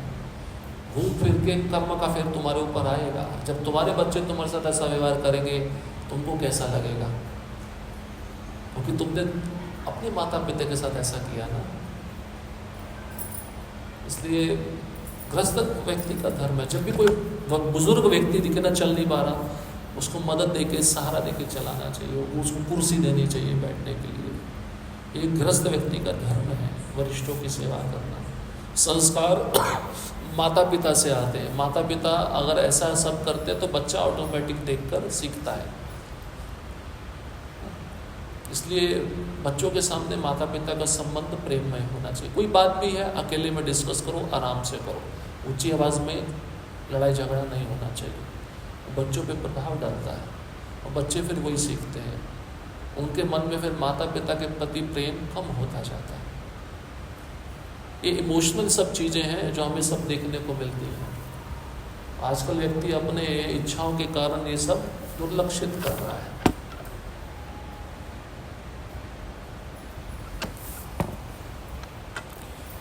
सभी के हित के लिए कार्य करना ये गृहस्थ आश्रम का धर्म है। भाई घर के सदस्य हैं, हर एक का अपना अपना हित रहता है, चलो, पर ये हित जानना चाहिए भाई, तो उसका हित किस में है। ऐसा नहीं कि बेवजह उसको पैसा दिए जा रहे हैं, भाई तेरे को जो करना है कर, उसमें उसका हित नहीं है। उसका हित अगर उसमें है कि उसको पैसा कम दे के अच्छी चीज़ खरीदनी, उसके लाभ के लिए हो, उसके भविष्य में उसको लाभ प्रदान करने वाली हो, तो ठीक है। इसलिए हर चीज़ को सोच कर व्यक्ति को गृहस्थ आश्रम में डिमांड पूरा करना चाहिए। दान भी उसको सोच समझ के देना चाहिए। कहाँ दे रहे हैं, क्यों दे रहे हैं, किसके लिए दे रहे हैं, सब पहले जांच पड़ताल कर लेनी चाहिए। अतिथि सेवा भगवान का आदेश है। घर में अतिथि, कितना सुंदर शब्द है, अतिथि। क्या मतलब है इसका? जो बिना तिथि के आता है। कितना अतिथि देवो भव, ये भी बोलते हैं ना। हमारे तो भारत की संस्कृति यही है, हम किसी को पराया नहीं मानते। पूरी पृथ्वी एक परिवार है ना, वसुदेव कुटुंबकम। भगवान के ही सब जीव है ना, और गीता में तो भगवान कहे भी हैं, ममे मांशो जीव लोके, सभी मेरे अंश है। और सीधा वो दूसरा श्लोक में भी कोट किया, अहम बीज प्रदापिता, मैं सबका पिता हूँ, सभी मेरे बच्चे हैं। तो हमारे सनातन धर्म में तो ये प्रथा है, कोई भी अतिथि आए उसका सेवा होना चाहिए, उसको आसन। प्रभुपाद जी कहते हैं कैसे सेवा होनी चाहिए, गरीब से गरीब व्यक्ति भी सेवा कर सकता है। उस सेवा से अगर कुछ नहीं देने के लिए तो प्रभुपाद जी बोलते दो चीज़ें तो हैं, आसन देना चाहिए और एक पानी का गिलास देना चाहिए, इतना तो कर सकते हैं। ठीक है, बोले आसन भी नहीं है तो जहाँ पे उसको बिठाना है कपड़े से साफ कर देना चाहिए, उनको बोलो बैठो इधर। और पानी तो है, घर में है, एक प्याले में पानी ला के देना चाहिए, इतना ये अतिथि सेवा हो जाती है उसके लेवल के अनुसार। उसके घर में कुछ खाने के लिए नहीं है चलता, और दो मीठे शब्द पर बोलते चलो ठीक है ये भी नहीं है, आप दो मीठे शब्द बोल दो, ये भी सेवा है। आप प्रेम से पूछ लो आप कैसे हैं, आप कहाँ से आए, ये भी अतिथि सेवा है, ये गृहस्थ का धर्म है। और शास्त्रों में ऐसा लिखा है, जो व्यक्ति अतिथि बन के आता है और गृहस्थ उसका अच्छे से सेवा नहीं करता तो वह अतिथि उसका सारा पुण्य लेके चला जाता है, तो उस घर में कुछ रहेगा नहीं। तो गृहस्थ का धर्म है अतिथि की सेवा करना। जैसे बलि महाराज को उदाहरण से देख सकते हैं, साधु आए ना, कौन थे, भगवान, चरण धोए ना, चरण धो के अपने सिर पे छिड़का, पूरे परिवार के सिर पे छिड़का, कल्याण किया अपना भी और उनका भी। ये गृहस्थ का धर्म है। दीनहीन गरीबों पर दया करना। दीनहीन मतलब जो बेचारे निर्दोष हैं, गरीब हैं, उन पर दया दिखाना। कभी कभार गृहस्थ को उनकी जो इच्छाएं होती हैं, अन्न दान दे देना, उनको कपड़ा दान दे देना, उनको किसी वस्तु की आवश्यकता उसकी पूर्ति कर देना, ये गृहस्थ का धर्म है। लेकिन वो जो चीज़ आप दान कर रहे हो सही प्रॉपर जगह पे जा रही है, ये भी देख लेना चाहिए। कई जगह जानी चाहिए लेकिन कई जगह जो जरूरतमंद है उनको मिलती नहीं है, ये भी ध्यान रखना चाहिए। भक्तों की सेवा करना गृहस्थों का मुख्य कर्तव्य है। तो भक्तों को घर में बुलाना, कथा कीर्तन रखना, प्रसाद का आयोजन करना, उनसे कथा सुनना, ये सब गृहस्थों का धर्म है। भगवान के पवित्र नाम का सतत जप करना, ये भी धर्म है। अब गृहस्थ ऐसा नहीं कह सकता इतनी सारी सेवाएं हैं, मेरे को जप करने का समय नहीं मिल रहा, ये कोई एक्सक्यूज नहीं है, ये कोई कारण नहीं है। प्रभुपाद जी के समय 64 माला का जप होता था, और तो प्रभुपाद जी ने 16 माला कर दिया, आपके लिए सहूलियत दे दिया। वैष्णवों भगवान एवं अपने सगे संबंधियों की योग्य विधि से अर्जित धन द्वारा सेवा करना। आप कोई वैष्णव है, उसको ग्रंथ की आवश्यकता है, ठीक है, मैं ला के देता हूँ आपको, आप पढ़िए। वो ला के देगा, जो वैष्णव पढ़ रहा है उसका लाभ उस गृहस्थ को मिलेगा। यात्रा जाना है, गुरु जी लक्ष्मी नहीं है, ठीक है, भक्त ऐसे भी सेवा कर सकते हैं। भक्त के पास आर्थिक स्थिति ठीक नहीं है या उसके घर में राशन नहीं है, दे सकते हैं, योग्य भक्त है। भक्त को इसका फ़ायदा नहीं उठाना चाहिए, फिर वो भक्त नहीं है। वो ये सब चीज़ों के नाम पर पैसा इकट्ठा कर रहा है, वो ठीक नहीं है, वो गलत है। तो अपनी स्थिति के अनुसार जो भी गृहस्थ धन अर्जित करता है उस धन से वैष्णवों की सेवा करे, भगवान की सेवा करे, अपने सगे संबंधियों की इच्छा को पूरा करे। लेकिन गृहस्थ के घर से धन का दान होना चाहिए, चाहे वो किसी भी रूप में हो। नहीं होगा तो वह फिर संग्रह में जाएगा, लोभ बढ़ता जाएगा। इसलिए गृहस्थ को महीने में या तो भक्तों का सेवा कर दिया थोड़े धनराशि से, कभी भगवान की सेवा कर दी धनराशि से, ये होते रहना चाहिए, ये ज़रूरी है। Money money money money is sweeter than honey, Prahlad Maharaj कहते हैं, पैसा मद से भी ज़्यादा मीठा है, और पैसे के लिए व्यक्ति किसी का भी जान ले सकता है। जितना इकट्ठा करोगे आपके लिए टेंशन और बढ़ेगा। अच्छा थोड़ा दे दो भगवान को, जेब हल्की करो, जेब हल्की होती तो आराम महसूस होता है ना, जेब भारी भारी लगे तो चला नहीं जाता है, क्या करेंगे। और सगे संबंधियों को भी देख लेना चाहिए, भाई पैसा मांगने आए हैं भक्तों से, वही पैसा कहाँ उड़ा रहा है वो। ऐसा नहीं कि आंख बंद करके दे रहे हो, कहीं ना कहीं उड़ा रहा है। सगे संबंधी होते ना, कई सगे संबंधी जो भक्त नहीं होते हैं, मैं यहाँ पे इस्तेमाल करूँगा, वहाँ की बजाय उड़ा दिया उसने कहीं गलत जगह पे। देख लेना चाहिए, जांच पड़ताल करनी चाहिए, क्योंकि वो जो कर्म करेगा उस पैसे से उसका आपको थोड़ा बहुत तो फल मिलेगा, उस फल को चखना बड़ा मुश्किल होता है। गृहस्थ आश्रम के कर्तव्यों का पालन करने के लिए लोगों को अधिक श्रम करना चाहिए। बड़ा मेहनत करता है ना, ओवर टाइम करता है। ओवर टाइम करो ठीक है, लेकिन ओवर टाइम करने से आपकी भक्ति नष्ट नहीं होनी चाहिए। भक्तों का संग नियमित रूप से मिले, चाहे कम पैसा मिले चलेगा, लेकिन संग भक्तों का छूटना नहीं चाहिए। ये गृहस्थ को इस पर भी ध्यान रखना है। ऐसी जगह पे गए जहाँ पे कोई सेंटर नहीं है, जहाँ पे कोई भक्त नहीं, लेकिन पैसा 50 गुना अधिक मिल रहा है, वो पैसा आपका किसी काम का नहीं है। वो क्या आपको संग नहीं है, संग बिना संग के आप भक्ति में सर्वाइव नहीं रह पाओगे, आप बच नहीं पाओगे। 2 पैसा कम आ रहा है लेकिन भक्ति हो रही है, शांति से वो जीवन बीतेगा। 2 पैसा ज़्यादा आ रहा है, भक्ति हो रही है, वो जीवन अशांत हो जाएगा। गृहस्थों को पितृ, सुन लीजिए, साधु, संत, देवता, जीव तथा अन्यों का ऋण यज्ञ अथवा अन्य कर्मकांडों द्वारा लौटाना पड़ता है, परंतु भगवान श्री कृष्ण की शरण में जाने से उनकी सभी ऋणों से तत्काल मुक्ति हो जाती है। लेकिन एक बात का ध्यान रखिए, मैंने ऐसा सुना भी है, अब गृहस्थ को ऐसा नहीं सोचना चाहिए मैं कृष्ण का भक्त बन गया हूँ तो मैं श्राद्ध नहीं करूँगा। गृहस्थ को श्राद्ध करना ज़रूरी है। ब्रह्मचारी सन्यासी नहीं भी करते तो भी चलता है, लेकिन गृहस्थ पूरा शरणागत नहीं है। जैसे उसको आप देखो, भगवान राम के पिता जब दशरथ उन्होंने शरीर छोड़ा था, भगवान राम ने अपने पिता का श्राद्ध किया था। आप चैतन्य महाप्रभु का भी जीवन चरित्र पढ़ो, भगवान है, उनको कोई श्राद्ध करने की आवश्यकता है क्या? सब पूरा सृष्टि उनके इशारे पे चल रहा है, लेकिन वो हमको सिखाने के लिए कर रहे हैं। वो नहीं सिखाएंगे ऐसे हम तो गलत मार्ग में चले जाएंगे। चैतन्य महाप्रभु ने किया है, भगवान राम ने भी किया है, इसलिए श्राद्ध करना चाहिए। श्राद्ध का भी विधि है, वैष्णव श्राद्ध करो अच्छा है, कर्मकांडी श्राद्ध मत करना। कर्मकांडी श्राद्ध में आप जिसको बुलाओगे वो धन का लालची होता है, आपके धन पे उसकी नज़र रहती है, धन आपसे मांगेगा और आप उसके संतुष्टि के अनुसार उसको धन नहीं दोगे तो वो गुस्सा करेगा। ब्राह्मण को गुस्सा नहीं करना चाहिए, सहनशील होना चाहिए, उसको संतुष्ट रहना चाहिए, बल्कि जितना मिल गया संतुष्ट, ये ब्राह्मण का लक्षण है। उसमें संतुष्ट नहीं है ना, तो आप गलत व्यक्ति को बुला लियो, अब शूद्र को बुला लियो, वो शूद्र खाएगा ना, आपके पितरों को भी गलत जगह पे लेके जाएगा।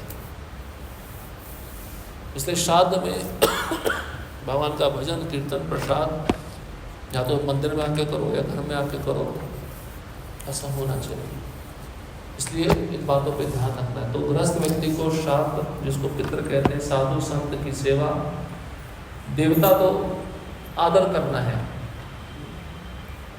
जीव, जैसे आपने देखा होगा मछलियाँ होती हैं उसको आटा दे दिया, चींटियाँ होती हैं उसको आटा खिला दिया, कईयों के कौवे होते हैं, पक्षी होते हैं, उसको बाजरा दे दिया। उससे जीव की सेवा होती है गृहस्थों द्वारा। क्योंकि जन्म लेता तो बहुत प्रकार का ऋण होता ना हमारे ऊपर, और ऋण से मुक्त होने के लिए सब यज्ञ करना चाहिए। अन्य कर्मकांड है ये सब करना पड़ता है, लेकिन भक्त तो कर्मकांड नहीं करता है, वो भक्ति करता है, इसलिए उसको वैष्णव रीति से सब कुछ करना चाहिए।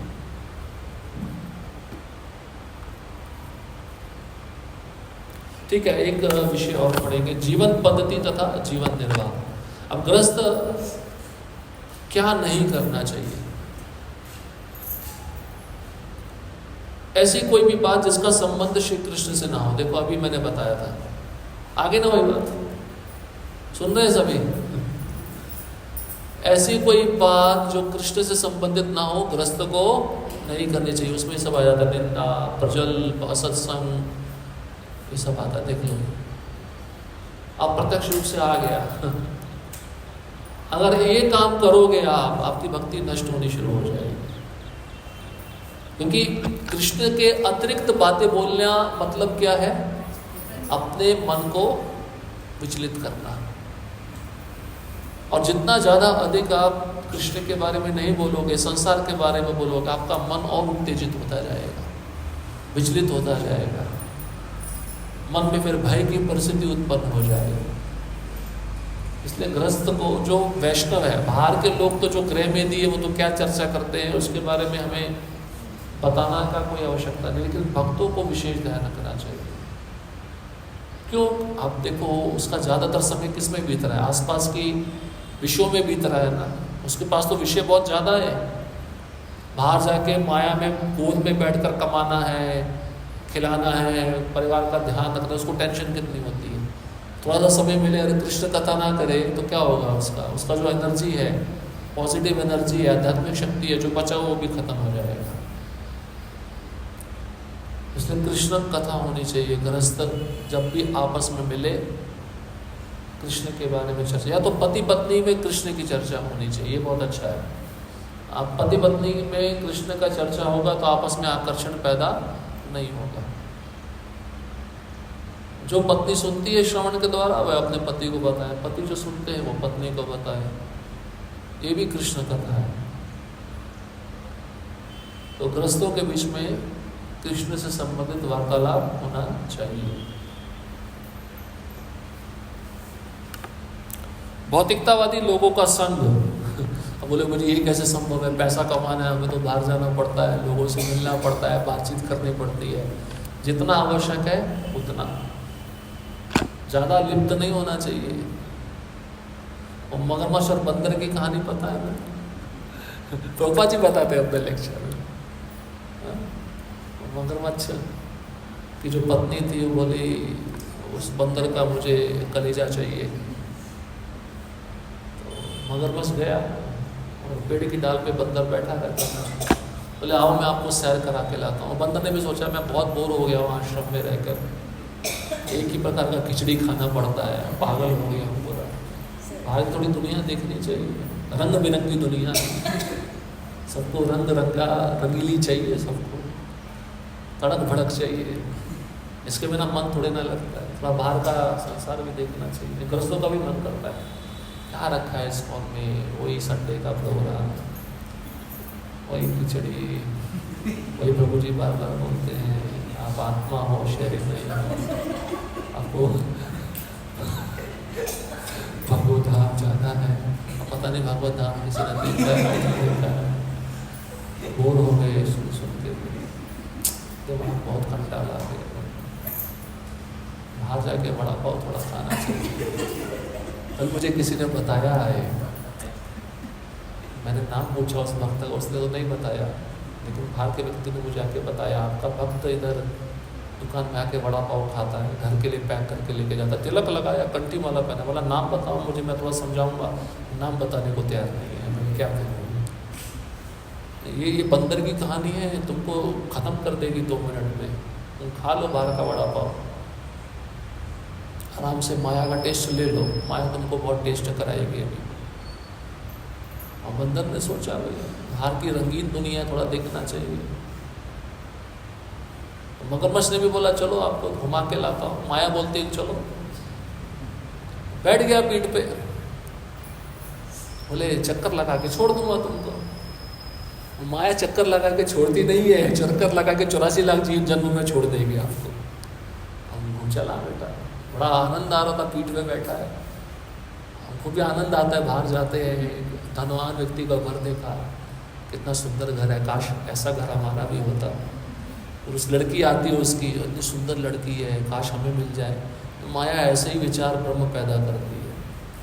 इसलिए शास्त्र अध्ययन बहुत स्ट्रांग होना चाहिए, साधना पक्की होनी चाहिए, हरिनाम जप अच्छे से होना चाहिए, और एक वरिष्ठ के निगरानी में होना चाहिए, तब आप सुरक्षित हो। तब सुरक्षित नहीं रहोगे, माया किसी भी क्षण ऐसे कॉलर से घसीटेगी, ले जाएगी। हम गया बैठ के, अब थोड़ा बीच में पहुंचा था, थोड़ा डीप पानी था। अंदर सोचने लगा ये मेरे को कहाँ लेके जा रहा है यार। पहले तो शुरुआत में बहुत अच्छा लगता है, माया के पास भी जाते हैं तो जैसा अंदर जाने का प्रयास, तो माया भी लात मारती है। तब व्यक्ति को एहसास होता है भैया मैं तो बहुत बड़ा गलती कर दिया, मुझे तो अपना स्थान छोड़ना नहीं था, अभी क्या करूँ, वापस कैसे जाऊँ? लेकिन माया जाने नहीं देगी तुमको। अब वो बोला, उसने बोल दिया, भाई मेरी पत्नी मेरे से तभी प्रेम करेगी जब मैं तेरा कलेजा निकाल के उसको दूंगा, वो खाएगी। तो डर लग गया इसको, क्योंकि माया हमको क्या बोलती है, बेटा तू भक्ति नहीं करेगा ना, शुरुआत में तो तेरे को दुनिया दिखाएगी अच्छे से, बाद में जब तुम रच बस जाओगे तो तुमको बोलेगी अभी तो तुम्हें 84 लाख जन्म तैयार रहो। तो ये व्यक्ति सोचता है 84 लाख जन्म, फिर माँ के गर्भ में आना पड़ेगा, फिर वो कष्ट सहन करना पड़ेगा। अब वो कैसे, बुद्धिमान भक्त होगा तो गुरु का कृपा है तो बाहर निकल आएगा, लेकिन बुद्धिमान नहीं है तो गया काम से। अब उसने सोचा, बुद्धि लगाया भैया, उसने बोला भाई मैं अपना कलेजा तो दाल पे छोड़ के आया हूँ, मैं लेना भूल गया, चल वापस चल। अरे ऐसा है माया को उल्लू बनाया उसने। वो बंदर हम सब जीव हैं, वो जो पेड़ है वो इस्कॉन है, वो जो मगरमच्छ है वो माया है। ठीक है चलो, लूटन मारा, जैसे किनारे पहुंचा उड़ गया है, वो उड़ गया, मेरी जान बच गई, मेरी जान बच गई। कई वक्त तो उसे ऐसे होते हैं ना, माया का लात खा के आते, पहुंची बच गया था, भरत जायचा नहीं, लेके जाएंगे जाएंगे, क्योंकि स्वाद मिल जाता था थोड़ा बहुत। क्या मैं कहता हूँ, यहाँ पे जो तपस्या कर लो, खाली एक जन्म की बात है, इस जन्म को छोड़ने के बाद एटलीस्ट भगवान के धाम जाकर वहाँ पे 56 भोग, वहाँ पे तो ऐसा शरीर है उसमें भूख प्यास नहीं लगती है भैया। आप सोचो, भगवान कृष्ण ने स्वर्ग से सुधर्मा सभा द्वारका में स्थापित की। सुधर्मा सभा पता है कैसी थी? उसमें 6 प्रकार के हंटर नहीं पड़ते थे, हमको हंटर पड़ते हैं। शरीर में 6 प्रकार के हंटर, भूख प्यास शोक मोह बुढ़ापा बीमारी। अब बीमारी नहीं, बुढ़ापा और मृत्यु, ये 6 चीज़ें उस समय में कोई भी जाता नहीं, 6 चीज़ें उसको नहीं सताएगी। जैसे उस सुधर्मा सभा से कोई बाहर आएगा, ये 6 चीज़ें पकड़ लेंगी। भगवान की सभा थी द्वारका में, ऐसा जैसे पार्लियामेंट होता ना, इधर भगवान भी पार्लियामेंट से जाते थे, उसमें सब मंत्री बैठते थे, क्योंकि राजा है, राजा को शासन चलाना पड़ता है। जितने भी लोग आते थे उस सभा में, किसी को भूख नहीं लगती थी, बच गया, खर्चा बच गया, किसी को प्यास नहीं लगती थी, कोई बुढ़ापा नहीं, कोई मृत्यु नहीं, कोई शोक नहीं, कोई मोह नहीं। ये तो जीव फंसा पड़ा है इन 6 चीज़ों में। आप सोचो, अगर यहाँ पे हम तपस्या कर लेंगे, और फीस्ट मिलता है नहीं मिलता है, ऐसा तो नहीं कि रोज़ तपस्या, कभी ना कभी तो भगवान की कृपा से यहाँ के चिलकरंजी जी के गृहस्थ भी बहुत अच्छे, पहुँचे आज हमारी तरफ से प्रसाद है, आज हमारी तरफ से प्रसाद है। लेकिन थोड़ा सा कष्ट सहने में क्या जाता है? अरे कष्ट सहन कर लोगे, भगवान के नाम में ऐसा शरीर मिलेगा, ये झंझट से सब मुक्त हो जाओगे। हाँ, वो शरीर में कोई बीमारी नहीं है। सोचो यहाँ पे पल पल में बीमारी लगता है, व्यक्ति को कितना तकलीफ होता है। इसलिए बचो। और माया किसी भी रूप में आएगी, माया खाली स्त्री नहीं है, माया पैसा भी है। जो चीज़ आपको कृष्ण से दूर लेके जाएगी वही माया है। अब वो भक्त का कमजोरी देखती है, बस इसको मैं कैसे पकड़ूं।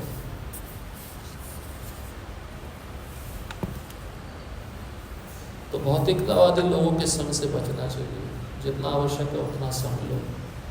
संग का अर्थ ये भी होता है, उनकी बातें सुनिए, उसका चिंतन मत करो, वहीं पे छोड़ दो। चिंतन करोगे मतलब संग लेके आए हो, इसको भी संग कहा गया है। पत्नी बच्चे मित्र आदि के संग में घरेलू सुख सुविधा में आसक्त होना, ये गृहस्थ व्यक्ति को नहीं करना चाहिए। पत्नी से आसक्त है, मेरी पत्नी है, तुम्हारी पत्नी नहीं है, तुम्हारा जन्म क्या इसके साथ 7 जन्मों का है, या जन्म से पहले तुम्हारी पत्नी थी, मरने के बाद तुम्हारी पत्नी रहेगी, तुम्हारी है तो फिर शाश्वत संग होना चाहिए, लक्ष्मी नारायण जैसा, राधा कृष्ण जैसा, रुक्मिणी रुक्मिणी जैसा। अपना मत समझो उसको, वो अपना समझ के बैठे हैं। इसलिए कोई कहता ना पत्नी के बारे में, तो पति को बहुत गुस्सा आ जाता है, मेरी पत्नी के बारे में ऐसा क्यों बोल रहे हैं।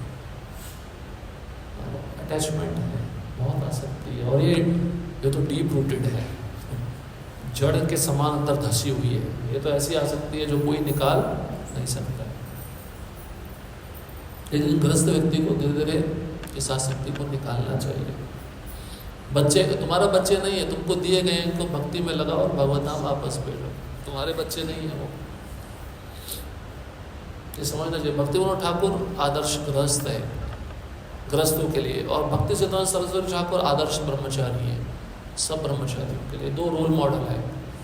भक्ति विनोद ठाकुर जीवन, उनका जीवन का चरित्र पढ़िए आप, कभी भी आसक्त नहीं थे वो, उन्होंने अपने बच्चों को भक्त बनाया।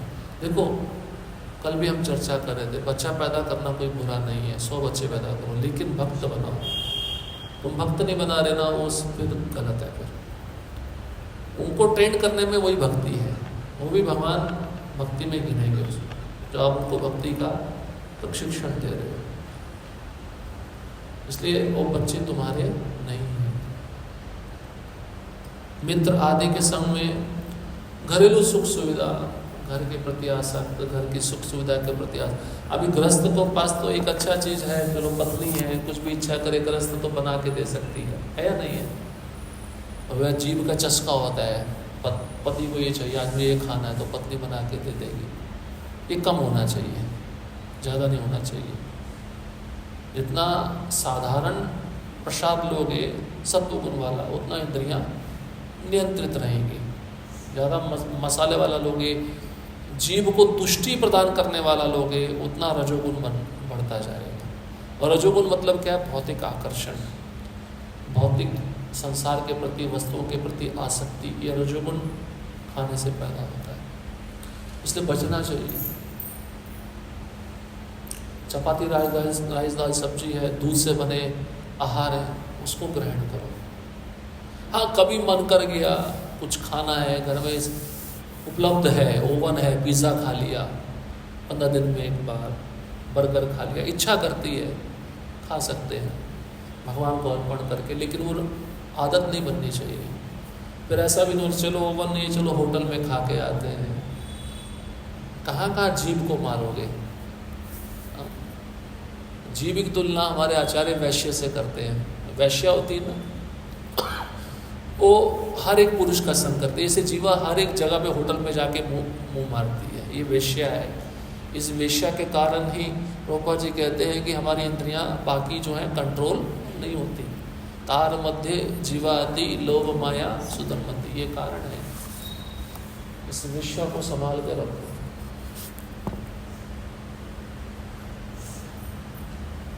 कर्तव्यों के निर्वाह में उदासीन होना, ऐसा नहीं कि अब गृहस्थ है यार, ये बच्चे टेंशन मिल गए हैं, काहे को इनका पालन पोषण करना, काहे को उनको स्कूल छोड़ के आना है, ये गलत है। ये तुम्हें पहले सोचना चाहिए था, तो शादी नहीं करना चाहिए था। और टेंशन है तो मैं करूँगा ही नहीं, ये पर्याय नहीं है। अब तुमने जिम्मेदारी ली है, उसको निभाना चाहिए। उदासीन नहीं होना चाहिए उन कर्तव्यों के प्रति। पत्नी बीमार है, कल करवा चौथ था ना, इस्कॉन नोएडा में जो राधा गोविंद देव जी का विग्रह है, राधा रानी को एक हाथ में छन्नी पकड़ा दिया और घूंघट कर दिया, करवा चौथ श्रृंगार, वो पूरा फैल गया और गुस्सा हो गए हैं सभी। वो सही है, अभी भौतिक दृष्टि कैसे लगा रहे हो राधा रानी को? राधा रानी क्या करवा चौथ रखती है कृष्ण के लिए? भक्तों का इतना दिमाग सड़ चुका है पूरा। देखो वो भी भौतिक दृष्टि से देख रहे हैं विग्रह को, कहाँ बुद्धि जाएगी?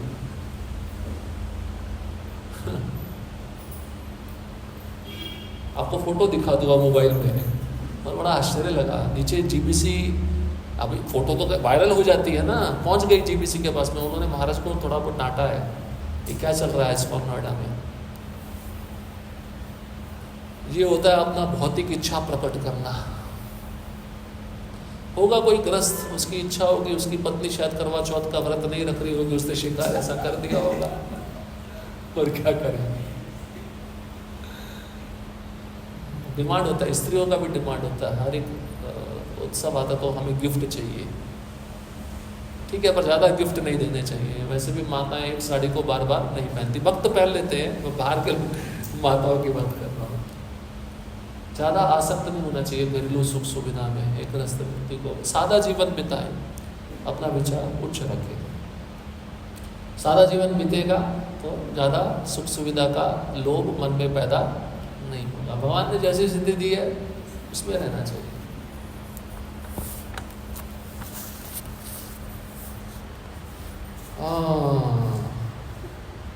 बड़ा विशेष बात है, प्रातः काल शीघ्र उठकर स्नान करना, ये करना चाहिए गृहस्थ को।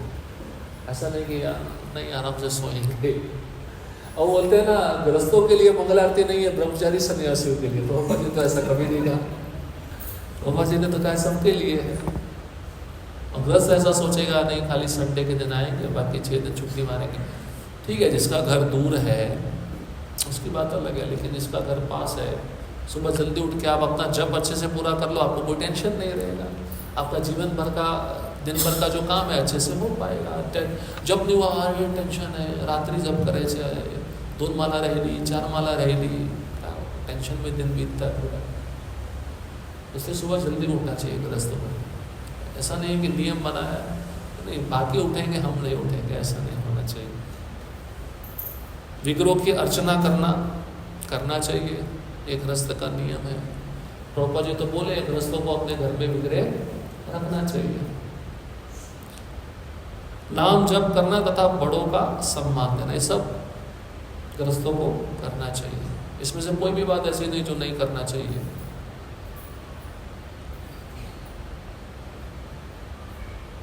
अपने संचित कर्मफल में जो कुछ भी है उससे संतुष्ट रहना तथा अपनी संपूर्ण शक्ति से भगवान की सेवा करना। अब भगवान ने किसी भक्त को गरीब घर में जन्म दिया, उसके कर्म अनुसार तो उसको संतुष्ट रहना चाहिए। ऐसा नहीं कि गरीब क्यों बनाया। आपको जिस स्थिति में भगवान ने रखा है उसमें संतुष्ट रहो और जैसी परिस्थिति आपको दी है उस शक्ति से सेवा करो। अब जैसे जिस भक्त के पास धन नहीं है वो शरीर से सेवा करे, जिसके पास धन नहीं है वो शरीर से नहीं कर सकता तो धन से करे। हर एक को अलग अलग सुविधा दिया है ना, तो उस सुविधा में रहकर गृहस्थ को वैसी सेवा करनी चाहिए, ऐसा बताया जा रहा है। गृहस्थों को अपने गुण कर्म के अनुसार उचित कार्य करके अपना जीवन निर्वाह करना चाहिए। अयोग्य तथा अवैध कर्म ना करे। गुण मतलब कौन से गुण में? सत्व गुण में है, रजोगुण में है, तमोगुण में है। तो सत्व गुण में जो है वो ब्राह्मण जैसा कार्य कर सकता है, दूसरों को प्रचार कर सकता है, पूजा अर्चना कर सकता है, शास्त्रों का अध्ययन कर सकता है। और जो क्षत्रिय है वो मैनेजमेंट कर सकता है, क्योंकि क्षत्रिय व्यक्ति को रजोगुण लगता है, रजोगुण चलाना पड़ता है ना। मतलब जैसे ब्रह्मा जी चला रहे हैं वैसे ही उस रजोगुणी व्यक्ति को हलचल करनी पड़ती है, भागदौड़ करना मतलब रजोगुण। तो ये सब कमांडर लोग करते हैं, ए भाग इधर उठ, ये सब मैनेजमेंट वाले लोग करते हैं। और तमोगुणी है, वैसे तो भक्त किसी भी गुण में रह के सेवा कर सकता है, किसी भी वर्ण और आश्रम में रह के सेवा कर सकता है, लेकिन गुरु का कर्तव्य है अपने शिष्य का उचित गुण जानकर किसमें उसको रुचि है उसको उस सेवा में लगाना चाहिए। कहने का मतलब ये है। और यहाँ पे बताया जीवन निर्वाह अपने गुण कर्म के अनुसार करे। जैसे मान लो गृहस्थ भक्त है, वो पूरी तरह से मंदिर में जुड़ा हुआ है, अब ब्राह्मण प्रवृत्ति का है तो लोभ नहीं होना चाहिए, और मंदिर जो उसको मेंटेनेंस के लिए लक्ष्मी दे रहा है उसमें उसको संतुष्ट रहना चाहिए। डिमांड नहीं करनी चाहिए मुझे ये चाहिए मुझे वो चाहिए, ब्राह्मण का ये गुण नहीं है। वैश्य डिमांड कर सकता है जो रजोगुण और तमोगुण में मिक्स रहता है, मिश्रित रहता है, तो वैश्य वो डिमांड कर सकता है। अपने गुण और कर्म के अनुसार स्थिति को देखकर वैसी सेवा करे, जीवन निर्वाह करे। अब कई भक्त हैं, देखो गृहस्थ आश्रम में वो फुल टाइम भक्त नहीं है, बाहर में रहते हैं, लेकिन वो ब्राह्मण प्रवृत्ति के हैं, तो देखो जितना आवश्यक है उतना वो समय बाहर देते हैं, अब बचा हुआ समय भक्ति में लगाते हैं। वो भी ब्राह्मण का गुण है। ऐसा नहीं है कि वही ब्राह्मण है पूरा दिन लगा रहे भक्ति में, अब उसको परिवार भी देखना है तो उस स्थिति के अनुसार वो उतना समय बाहर के जगत में दे देता है, लेकिन आसक्त नहीं होता। उसको पता है मेरे लिए मेन प्रायोरिटी क्या है, भगवान की सेवा है। समझना चाहिए उस बात। और अयोग्य अवैध तरीके से कर्म न करें, गलत तरीके से नहीं, 2 नंबर का पैसा नहीं कमाना चाहिए। जैसे स्टॉक मार्केट, आज मैंने गृहस्थों को देखता हूँ मैं, मैंने एक बार क्या देखा, एक भक्त बैठा था शेयर मार्केट में, हर एक शेयर का दाम देख रहा था। मैं पीछे से आया, उसने तुरंत हटा दिया स्क्रीन, पता लग जाता है ना, तो हटा दिया। तो मैंने क्या देख रहा, शेयर मार्केट में, इसका मतलब आपने अब कुछ ना कुछ शेयर लगा रखा होगा वहाँ पे, उसका दाम बढ़ा या नहीं बढ़ा। ये भी एक प्रकार से क्या है, जुआ है, गैम्बलिंग है। ये नहीं करें, अवैध तरीके से पैसा कमाना नहीं होना चाहिए। प्रयास करो, नहीं होना चाहिए। ईमानदारी से कमाओ, ईमानदारी से कमाओगे तो भगवान को अर्पण करोगे तो भगवान भी प्रसन्न होंगे। अयोग्य अवैध तरीके से ग्रस्त व्यक्ति को अपना जीवन यापन नहीं करना चाहिए। रिश्वतखोरी ना करे तथा अपने आश्रितों को भी ना लेने दे। बिल्कुल सही है। रिश्वत समझते हैं मराठी में क्या कहते हैं? हाँ, टेबल के नीचे का पैसा। ग्रस्त को नहीं करना चाहिए। किसी सरकारी नौकरी में है, किसी का कोई चीज़ टेंडर पास करवाना है, उसका 1 लाख अगर ज़्यादा लगेगा तो पैसा नहीं चलेगा, ऐसा नहीं करना चाहिए। अब वो सोचे नहीं भगवान की सेवा में लगाएंगे, नहीं लगाओगे तुम भगवान की सेवा में। जो तुम्हारा अपना वो लगा नहीं रहे हो, एक्स्ट्रा आ रहा हो कहाँ से लगाओगे? उसमें तो और जान जाएगी। पैसा देना मतलब जान ही है ना आजकल। आप पैसा मांग रहे हो मतलब उसका प्राण मांग रहे हो। जब दूतों को बुलाने की जरूरत नहीं, उसका पैसा रख लो, हार्ट अटैक आएगा, मर जाएगा वो 2 मिनट में। मैं सच बता रहा हूँ। पैसा मतलब आज के युग में प्राण है, प्राण। पैसा मांगने जा रहे हैं, उसको लगता है मेरा प्राण निकाल रहा है। वैसे जमदूत आ गया, बस जब पास डाला खींच रहा है। सत्य बात है। मैं तुमको कुछ और चीज़ दे दूंगा लेकिन पैसा नहीं दूंगा मैं। क्या बोलेंगे? इसलिए रिश्वतखोरी नहीं होनी चाहिए। और स्वयं भी ना करो, ना आप पे आश्रित लोग हैं उनको भी ना करने दो। ना खाऊंगा ना खाने दूंगा, मोदी जी का मूल मंत्र है। कभी बेचारे स्कैम नहीं हो रहे, घोटाले नहीं हो रहे। ये तो मंत्री लोग तो इसमें एक्सपर्ट है, घोटाले करने में। कई तो ऐसे एक्सपर्ट है, भैंस का चारा ही खा जाते हैं, है ना। वो भी करोड़ों का। मैं तो इस आदमी का क्या होगा, ये भैंस का चारा छोड़ नहीं रहा है, ये हमारा जिसको क्या दंड देगा बताओ मुझे। शरीर तथा आत्मा को एक साथ रखने के लिए जितना आवश्यक हो उतनी ही कमाई करनी चाहिए। बड़ा कठिन है ये आजकल किसी से नहीं होगा, किसी गृहस्थ से नहीं होगा। शरीर आत्मा को एक ही रखना, जितना कमाई हो उसमें संतुष्ट। अरे क्या बात का, हमारे बच्चे हैं, शादी करना है, उनके लिए संग्रह करना है, डबल संग्रह होता है, लालच बढ़ जाता है, इतने बड़े बड़े महल खड़े हो जाते हैं। शरीर आत्मा को टेकाए रखने के लिए 2 रोटी चाहिए ना, और 1 छत चाहिए। नहीं ऐसा नहीं, ऐसा नहीं, तसा नहीं, कसा नहीं। ये फॉर्मूला लिखना नहीं चाहिए था, थोड़ा मुश्किल है, लिख दिया। इसको ये पढ़ के कैसे संतुष्ट कराया जाए गृहस्थों को? असं काय म्हणताय भाऊ तुम्ही, ऐसा होत नहीं। ये तो ब्रह्मचारी सन्यासी के लिए नियम है। 1 छत मिल गया, 2 टाइम प्रसाद मिल गया, बस। अरे बाप रे, दूसरा तो और भी कड़क नियम है। केवल भक्ति योग का पालन करने के लिए धन कमाए। केवल भक्ति योग प्रचार कार्य में आपका धन लगे, उसी उद्देश्य से धन कमाओ। बड़ा कठिन है ये भी।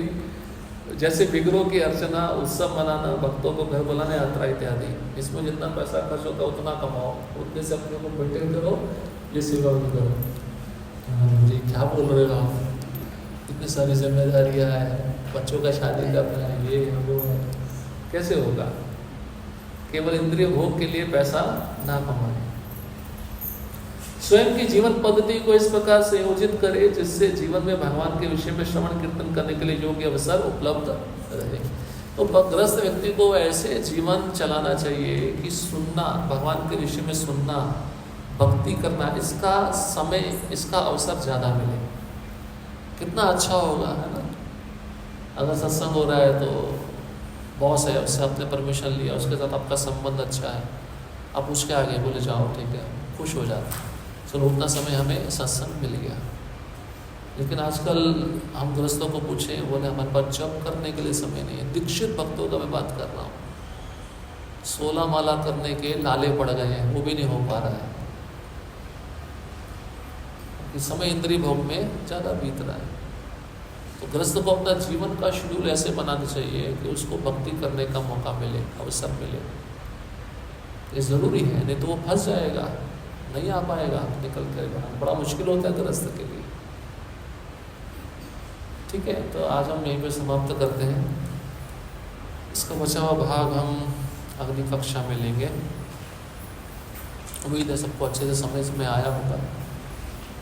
पहले तो मैं हंसाता नहीं था, लेकिन थोड़ा बहुत कहानियाँ बोल के हंसा देता हूँ। मेरा आदत नहीं है हंसाने का, आपको भी बोरिंग महसूस ना हो। ठीक है, हरे कृष्णा कृष्णा कृष्णा हरे हरे, हरे राम राम राम। किसी का कोई प्रश्न, कोई टीका या टिप्पणी, कोई कुछ कहना चाहता है?